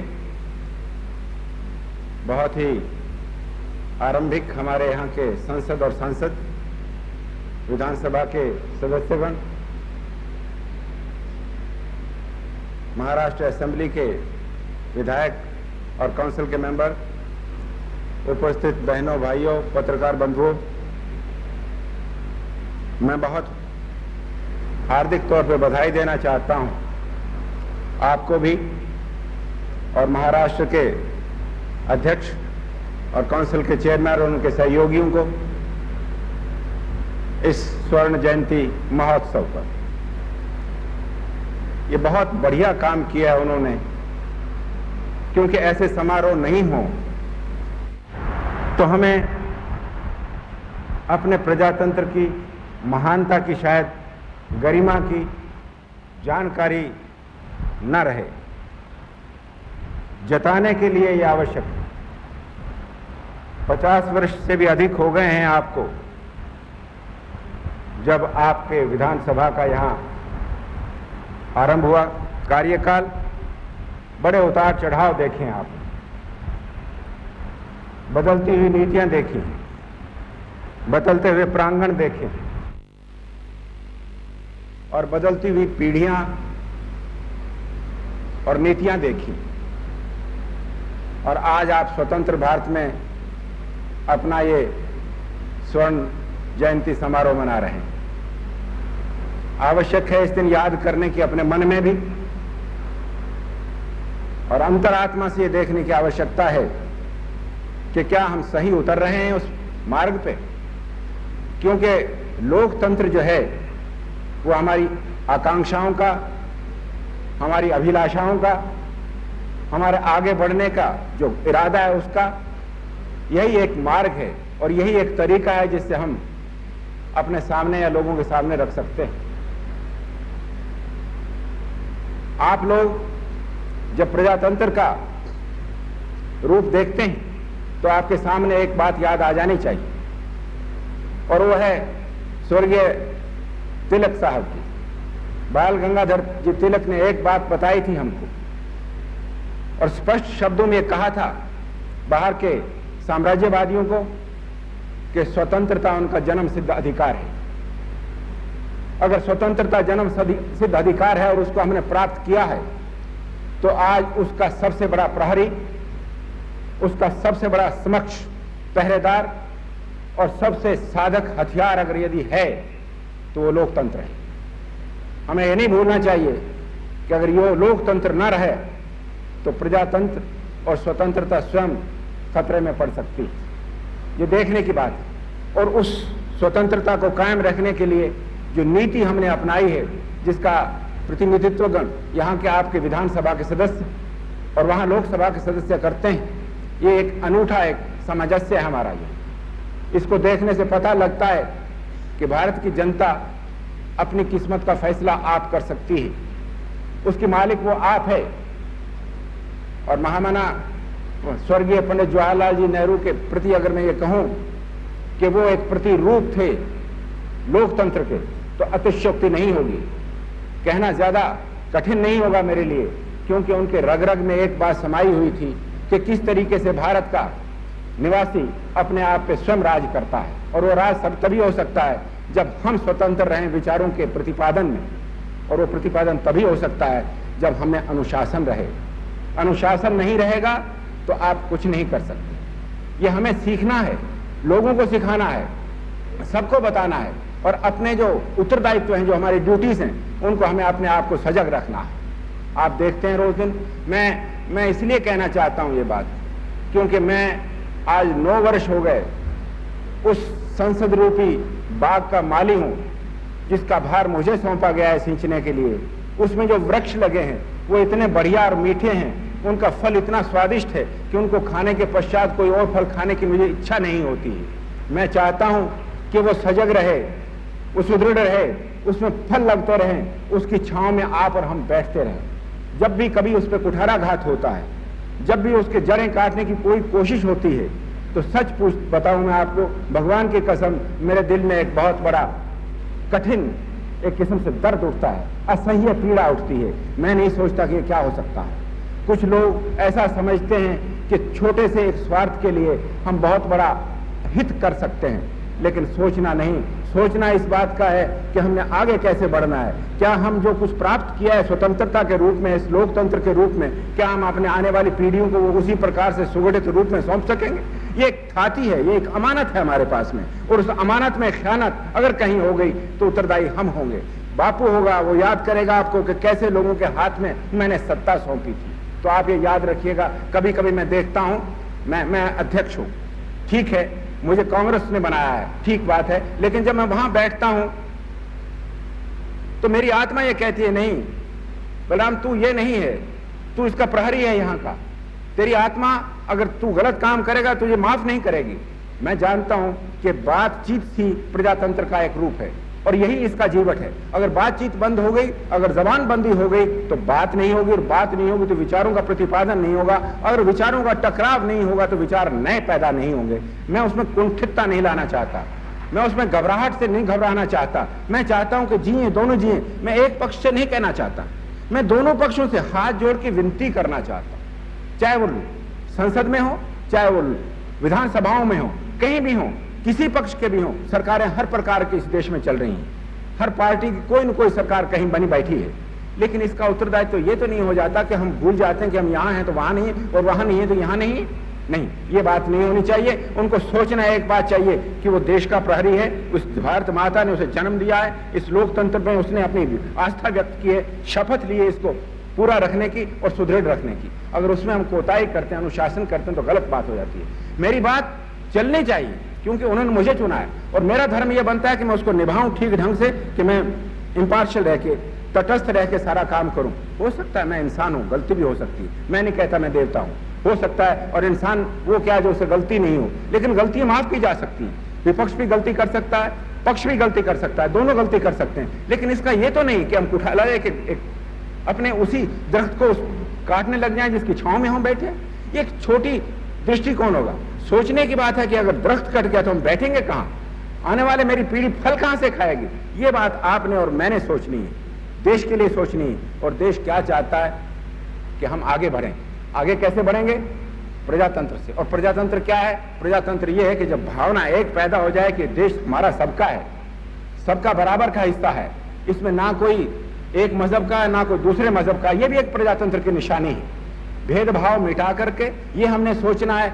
आज झगड़ा बंबई में हुआ, कल कहीं अहमदाबाद में हुआ, पंजाब में हुआ, आसाम में हुआ, कहीं हुआ। ये शर्मनाक बात नहीं है कि प्रजातंत्र हम कहने वाले। और हमने साबित एक बात जरूर कर दी है संसार में कि इन हालात के बावजूद भी, इन कमियों के बावजूद भी अगर इस जगह खड़ा है तो एक सुदृढ़ भारत खड़ा है, जिसने 40 वर्षों में पास के पड़ोसियों का कोई असर नहीं दिया, और एक सुदृढ़ हिमालय के चट्टान की मार्फत हमारा प्रजातंत्र कायम है, और हम इसको कायम रखेंगे। हमारा भविष्य उज्जवल है। और जनजीवन में मैं आपको बता देना चाहता हूं कि ये आज की बात नहीं है कि सिर्फ हम ही ने ये किया, या इंग्लैंड वालों ने 600 साल का पुराना कह दिया कि हमारा हाउस ऑफ कॉमन्स है। नहीं, हम तो हजारों वर्ष से इसके प्रतिपादन करने वाले हैं। हमारी जीवन पद्धति है, हमारी रगों में खून प्रजातंत्र का सोच का बहता है, क्योंकि हजारों साल पहले हमारे गांव में सभाएं होती थी, सिटी स्टेट्स थी, और उनका प्रमाण मिलता है हमारे पास में। तो आज भी हम उसी प्रकार से आगे बढ़ना चाहते हैं, साथ लेके बढ़ना चाहते हैं, भाई भाई को साथ लेकर बढ़ना चाहते हैं, और सबके दिल और दिमाग में एक बात जानना चाहते हैं कि हम भारतीय हैं और प्रजातंत्र हमारा सबका है। इसके लिए किसी को भी इजाजत नहीं दी जा सकती कि अनुशासन भंग करे और इस तरीके से दरहम बरहम कर दे हम अपने बनाए हुए इस मार्ग को। मैं चाहता हूं यहां कोई भी हो, आज मेरे साथ में कुछ साथी उपस्थित नहीं है, लेकिन ये उनका अपना घर है। बातचीत करें, एक दूसरे के आगे झुकें, कोई मुसीबत नहीं पड़ती अगर पक्ष झुक जाए या विपक्ष झुक जाए, लेकिन बातचीत अवश्य होनी चाहिए, आपस में मन मुटाव नहीं होना चाहिए। मैं जानता हूं यहाँ बैठे हुए दिग्गज मेरे सन 37 के, यहाँ अभी मेरी कुंते जी से बात हो रही थी, उन्होंने कहा मैं सन 37 में यहाँ था। मैंने कहा कुंते जी आप 37 में यहाँ था, मेरी तो 37 में शादी हुई थी, ये भी एक शुभ घड़ी है। मैंने कहा तो हमें याद आ गया 37 की बात करके। तो वो उनको याद है इस बात का कि किस तरीके के हम थे और आज तुम क्या कर रहे हो। मुझे अपने आप पे कभी अपने साथियों पे मेरे दिल में एक दुख होता है। मैंने कहा नहीं, ये रास्ता नहीं है हमारा कि हम इस तरीके से चलाएंगे, नहीं, हमारा रास्ता बहुत उज्जवल होना चाहिए, हमारी दृष्टि दूर होनी चाहिए, दूर नजर आनी चाहिए किस चीज में हमें क्या हो रहा है। भारत का भविष्य हमारी आंखों के सामने, हमारे दिल में सजा होना चाहिए। हमें पता होना चाहिए कि हम भारत के भावी जो कर्णधार हैं उनके प्रति भी हम जिम्मेदार हैं। हम चाहते हैं कि भारत आगे बढ़े, हम चाहते हैं प्रजातंत्र सुदृढ़ हो और इस जीवन पद्धति को जो हमारे रग रग में समाई हुई है और जो एकता की निशानी है इस भारतवर्ष की और एकता का प्रतीक है भारतवर्ष की और एकता का एक ऐसा नमूना है और एक ही इसका वो फार्मूला है जो इसको हिंदुस्तान को इकट्ठा रख सकता है, वो है प्रजातंत्र। किसी को मत सोचो, मैं सबसे, आपसे, पत्रकार बंधुओं से, आपसे, विपक्ष से, पक्ष से, सबसे अपील करता हूं कि हमें सुदृढ़ करना है। इस आज स्वर्ण जयंती जो मनाई जा रही है, इसमें एक प्रेरणा लेके जानी है कि ये देश मेरा है, ये लोकतंत्र मेरा है, इसको काबू रखना, पक्का करना, सुदृढ़ करना मेरा धर्म है।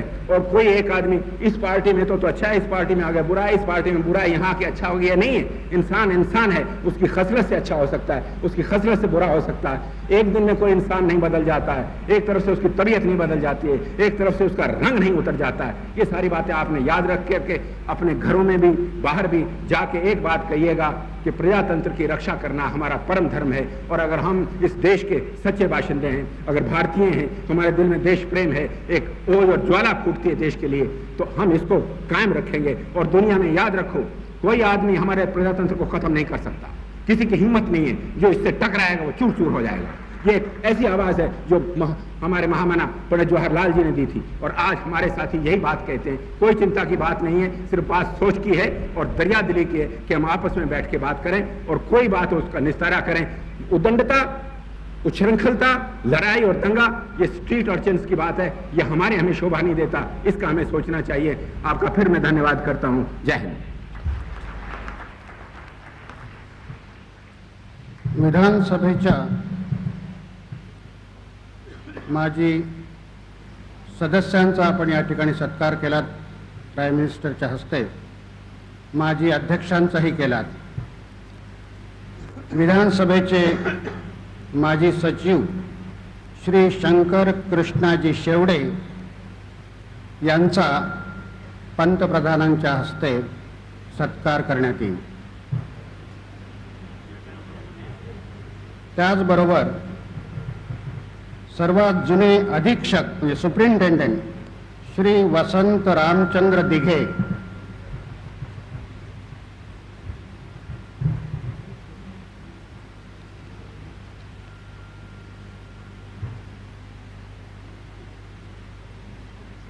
आणि माजी मुख्य चौकीदार श्री गोविंद बलेकर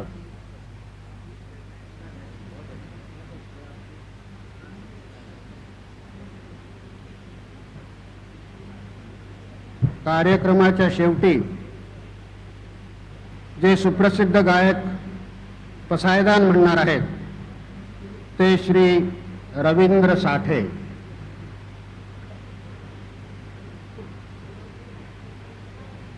महात्मा ज्योतिबा फुले यांचं तैलचित्र जे सभागृहामध्ये लावण्यात आलेलं आहे, तयार करणाऱ्या कलाकार सौभाग्यवती Chandrakala Kadam,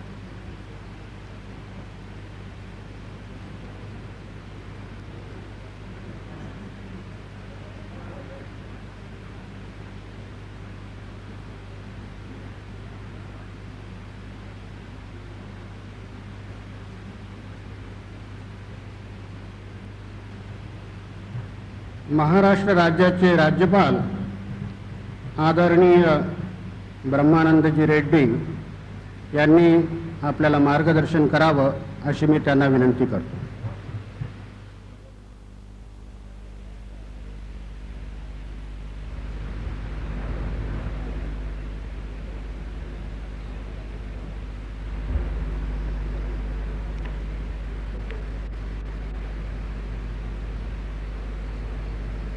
Respected Prime Minister Sri Rajiv Ji,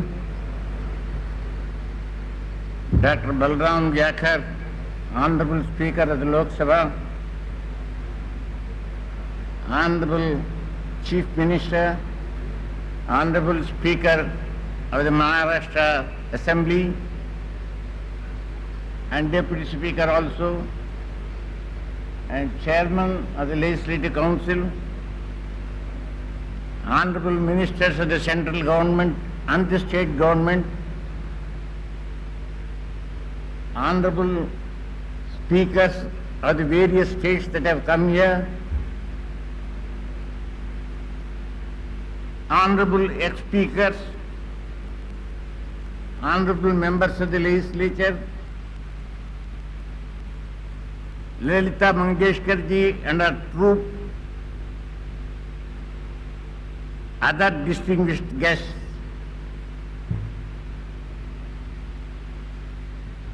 it is with a great sense of pride and history that I venture to say a few words on this occasion of the Golden Jubilee of Maharashtra Legislative Assembly, in the hall of which bestrode stalwarts like Baba Saheb Ambedkar, K. Munshi, S.A. Dange, Moraji Desai, Jamandas Mehta, Nana Saheb Punte, Yashwantrao Chavan, G.V. Moholankar, and S.M. Joshi, to name a few.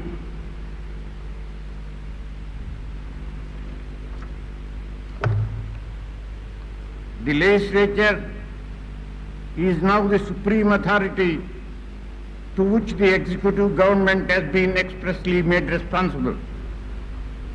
The legislature by itself has of course no executive power, but each and every action of the executive government can be scrutinized and questioned by the legislature and is subject to its ultimate control without exception. The legislature and the executive are not, however, as in pre-independent days, arrayed against each other, the one to obstruct or to evade the other. Each one is a part of the same governmental machinery, and the legislature is endowed with the right to control the executive. It has also the duty of seeing that the country's government goes on. In adopting this parliamentary democracy, the nation owes a tremendous debt to the wisdom, foresight and vision of our first Prime Minister, Pandit Jawaharlal Nehru. To him, democracy was a means to an end, the good life for the individual, which implies a certain satisfaction of the essential economic needs, which will release him from continuous oppression and give him a chance to develop his creative faculties.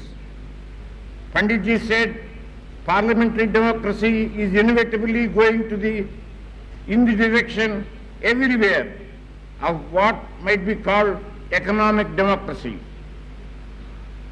It may take different forms, but only in the measure that it solves the economic problems does it succeed even in the political field.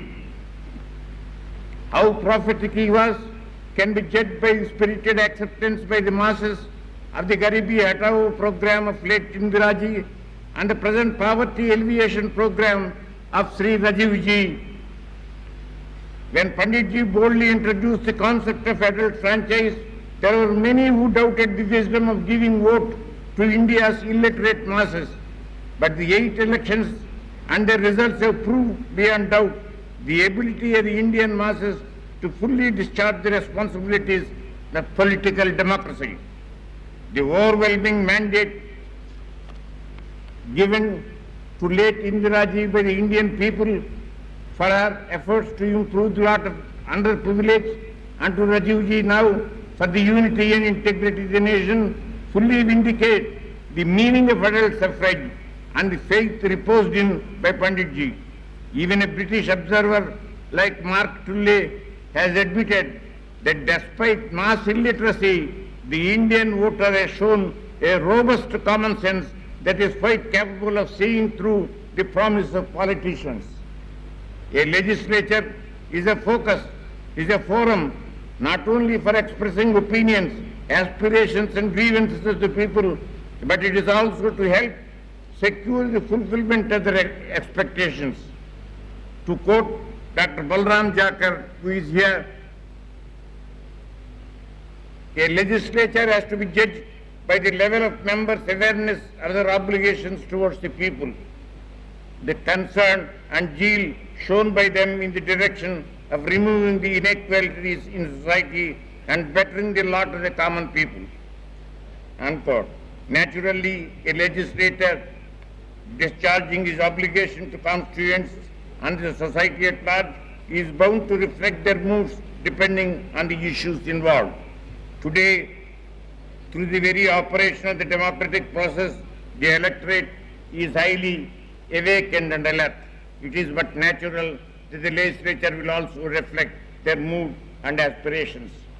A legislator of modern times has to be ever vigilant. He should be able to field the right questions at the opportune time to obtain information as well as ensure effective control of the executive by securing implementation of the laws.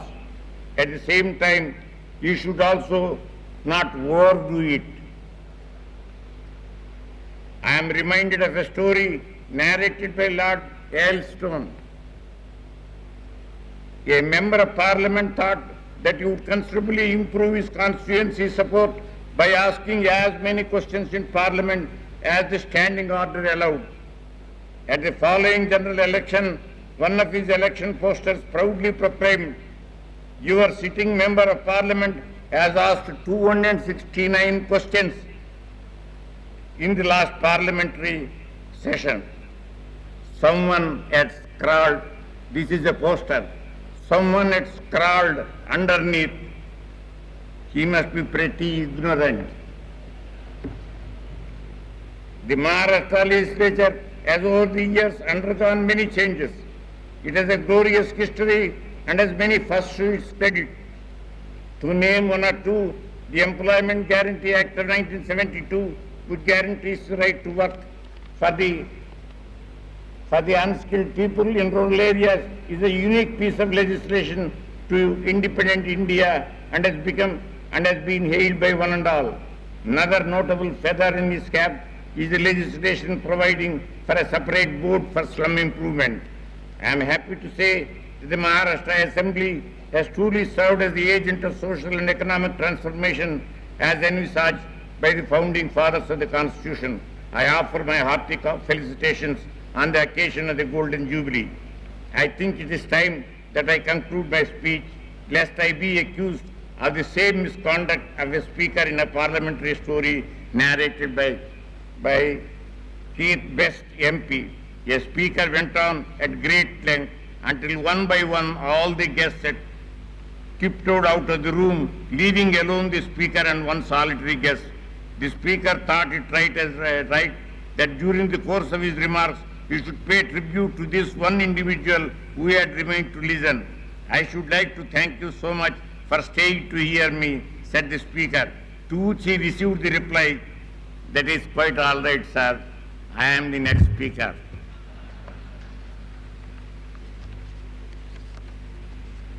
Our beloved Prime Minister Rajiv Ji is to speak next, and I do not want to prolong my speech anymore for fear of starting an exodus like the speaker in the story.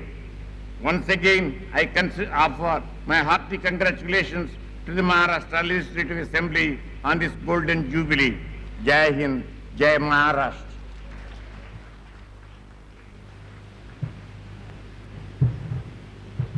विधानमंडळ सचिवालय कर्मचारी आणि अधिकारी यांच्या वतीने सचिव श्री सेटे साहेब पंतप्रधानांचं आणि लोकसभेच्या अध्यक्षांचं स्वागत करतील.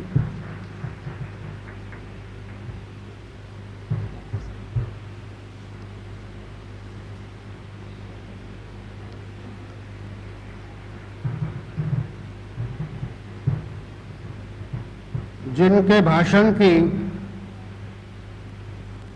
हम सब बड़ी उत्सुकता से प्रतीक्षा कर रहे हैं, वे हमारे प्रधानमंत्री, अखिल भारतीय इंदिरा कांग्रेस कमेटी के अध्यक्ष और हमारे प्रिय नेता राजीव जी, इनसे मैं प्रार्थना करूंगा कि वे हमें मार्गदर्शन करें।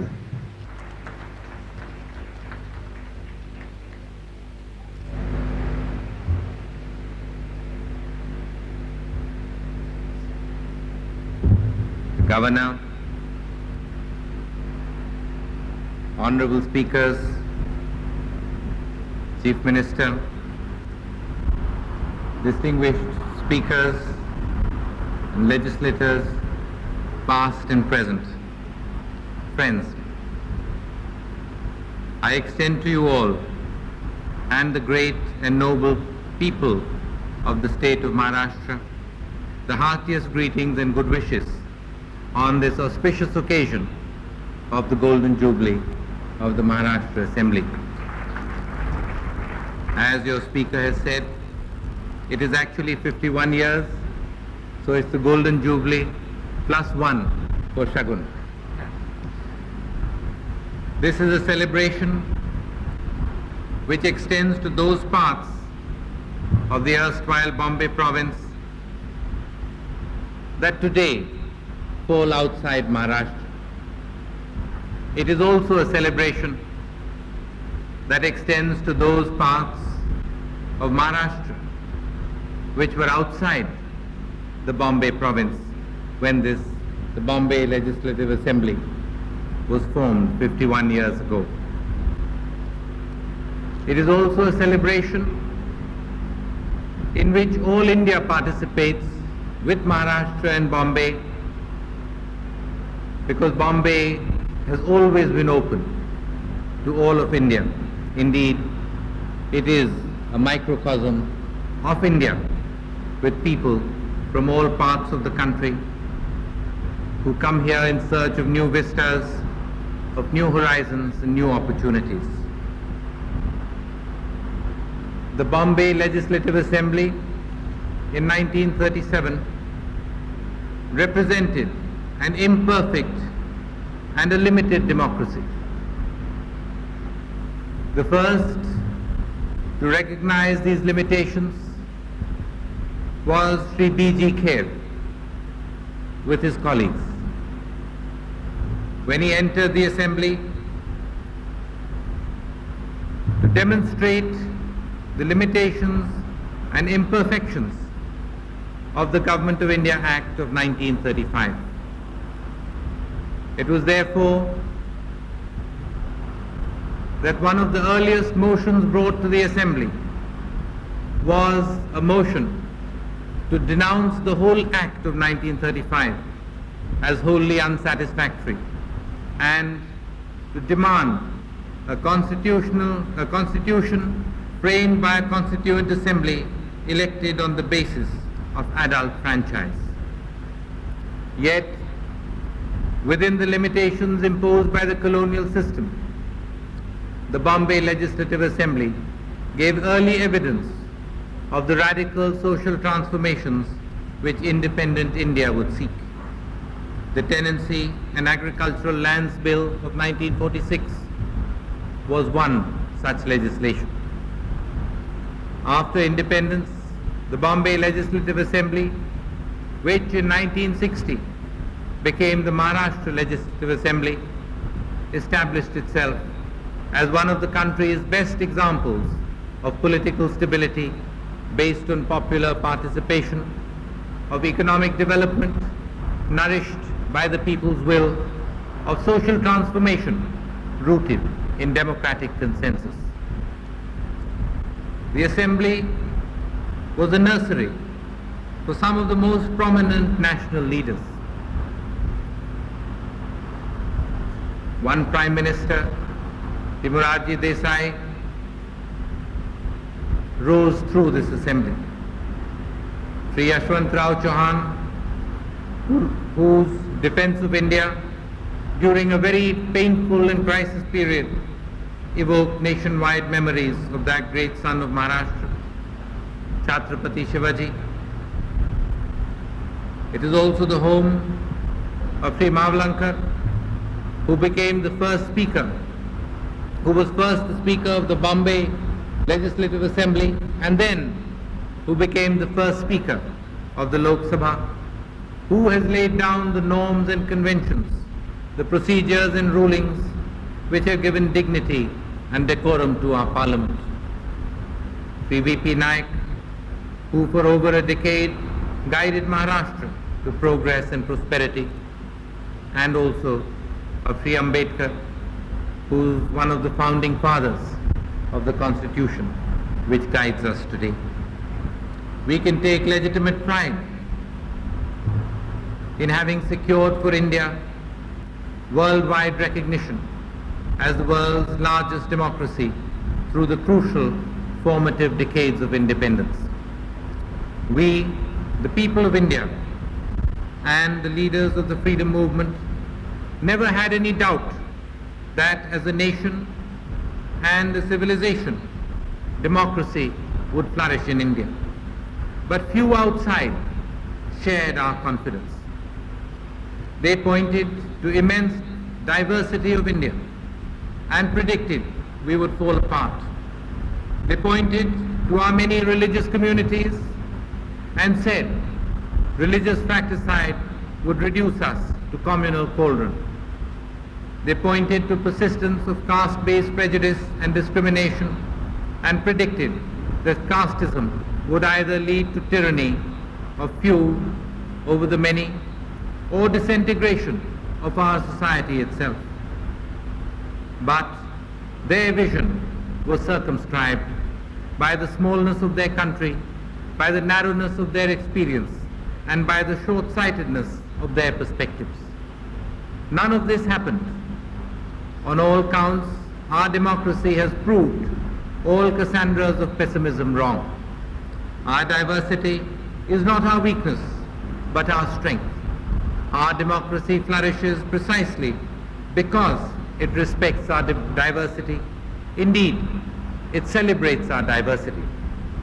We have good sense and self-confidence to recognize that assertion of ethnic, linguistic, and cultural identities is not incompatible with the larger loyalty to the nation. Our communalism is not a consequence of what we are, but of colonial policy, of divide and rule, which led to partition. Independent India has proud record of secularism, despite the mischief and mayhem and murder resorted to by fanatics and extremists. The overwhelming majority have demonstrated faithful adherence to our ancient precept of Sarv Dharma Sambhav. The most eloquent testament to our innate secularism is the total failure of terrorists and extremists in Punjab to provoke communal conflagrations. Instead, in the face of the gravest provocation, the people of Punjab, through hundreds of homes, thousands of villages, in the farms and the cities, have set an example for the whole of India to follow. Not just the whole of India, perhaps also for the whole world. An example of brotherhood and togetherness. As for caste-based prejudice and discrimination, India gave the entire world the lead in giving affirmative action for those who for centuries faced prejudice, discrimination, oppression, and exploitation. We were the first in the world to give reservations, to give protection to those sections of our society which had been depressed and deprived.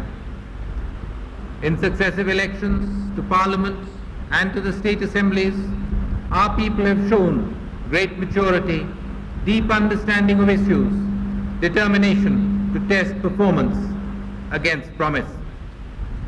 But our legislators have demonstrated an equal sense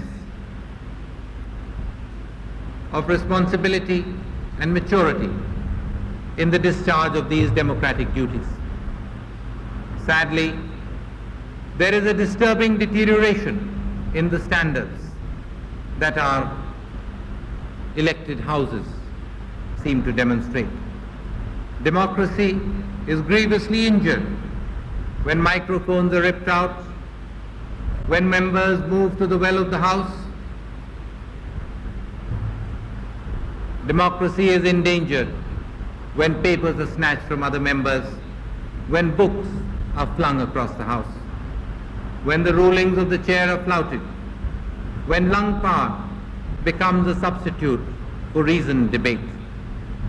Democracy is grievously injured when legislators take to the streets to seek to secure by gimmick what they have failed to deliver in performance. Compared to many other legislatures and even Parliament in recent days, the Maharashtra Legislative Assembly has conducted itself with dignity and decorum. But the institutions of our democracy are interlinked.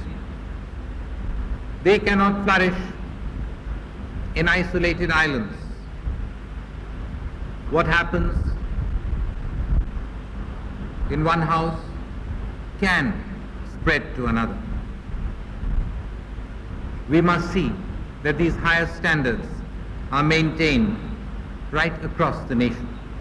It's therefore that these Golden Jubilee celebrations of this distinguished legislature will serve a national purpose if it focuses attention of all our legislatures and Parliament on the indispensable need for democratic rectitude.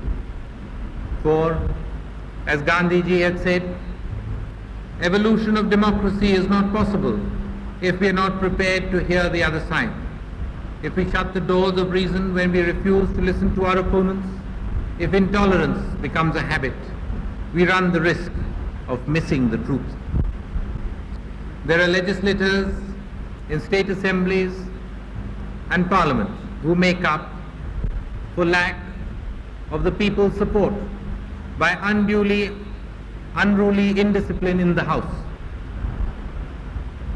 They and their supporters in the media should ponder on the harm their supporting of our institutions for petty advantage and partisan gain and interest is doing to our democracy. They should ponder what the disruption of proceedings is doing to our democracy. Jawaharlal Nehru had said, the less the imposed discipline and the more the self-discipline, the higher is the development of democracy. In the last 40 years, we have achieved a measure of success in running institutions of democracy at the center and in the states.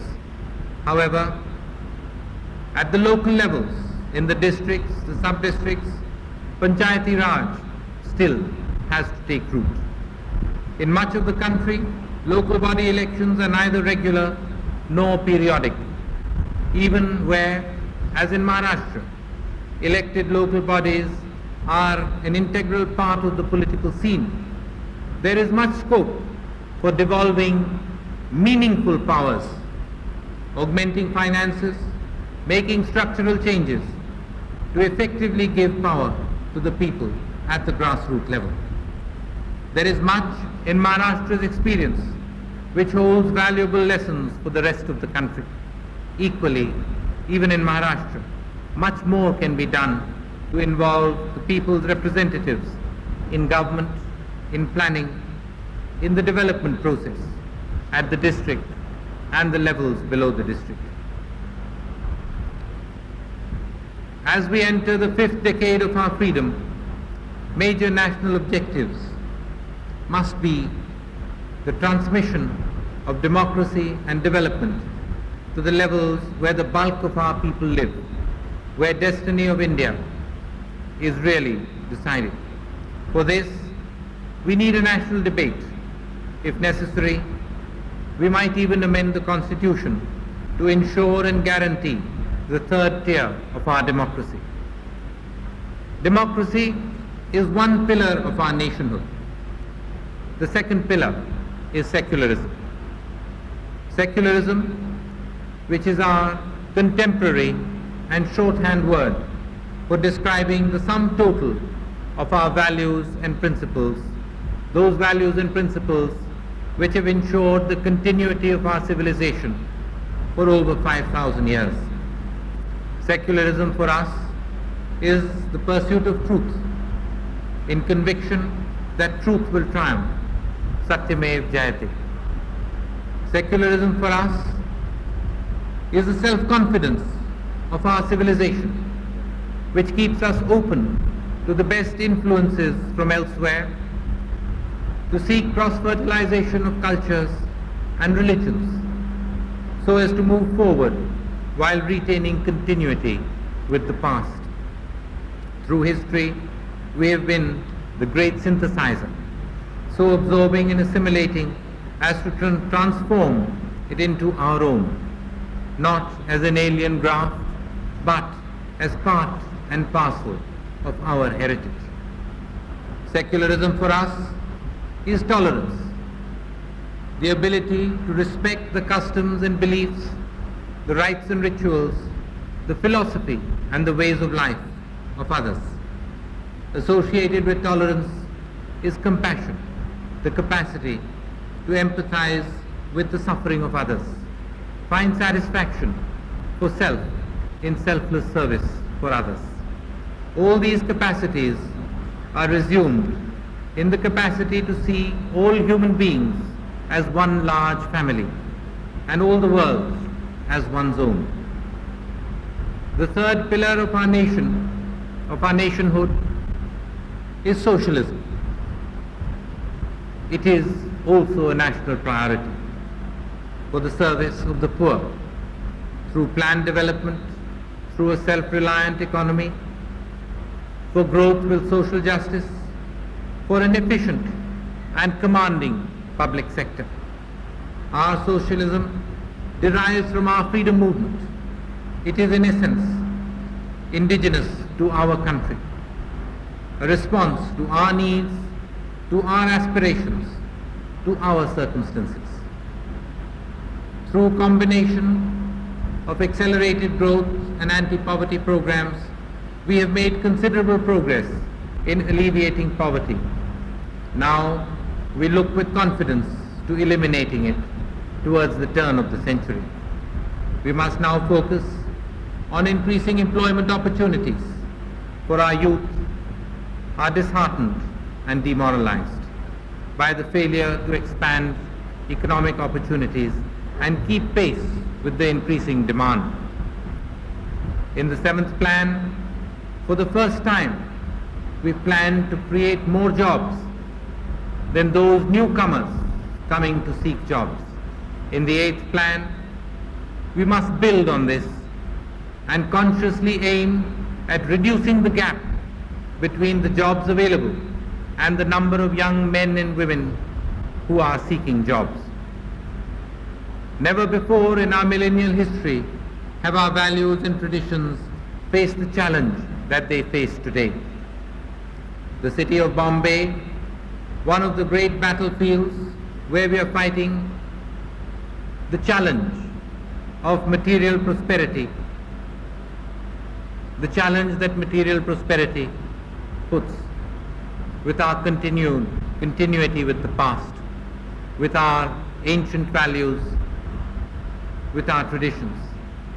Here in Bombay, 9 million of our most dynamic, our most enterprising and innovative people live.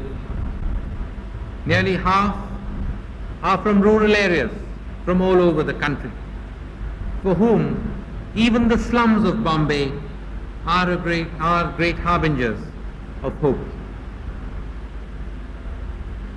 A hope which takes them away from the stagnant villages that they have left behind. They are in Bombay because the city promises progress and prosperity. It is a promise that we must fulfill. but not in such a way that values which have shored up our civilization, get eroded. If that happens, we shall have an empty shell, a core with no kernel. Our nationhood may be lost forever. We must not let that happen. You are holding the Golden Jubilee celebrations on the auspicious occasion of Janmashtami. My greetings to you and to all over the country on this joyous occasion. On this day, the nation celebrates the emergence of good and noble to drive away all that is evil and sinful. The festival is an inspiration for the tasks that lie ahead. My felicitations on 50 years of democracy in Bombay and Maharashtra. It's a day that calls for the strengthening of our democracy.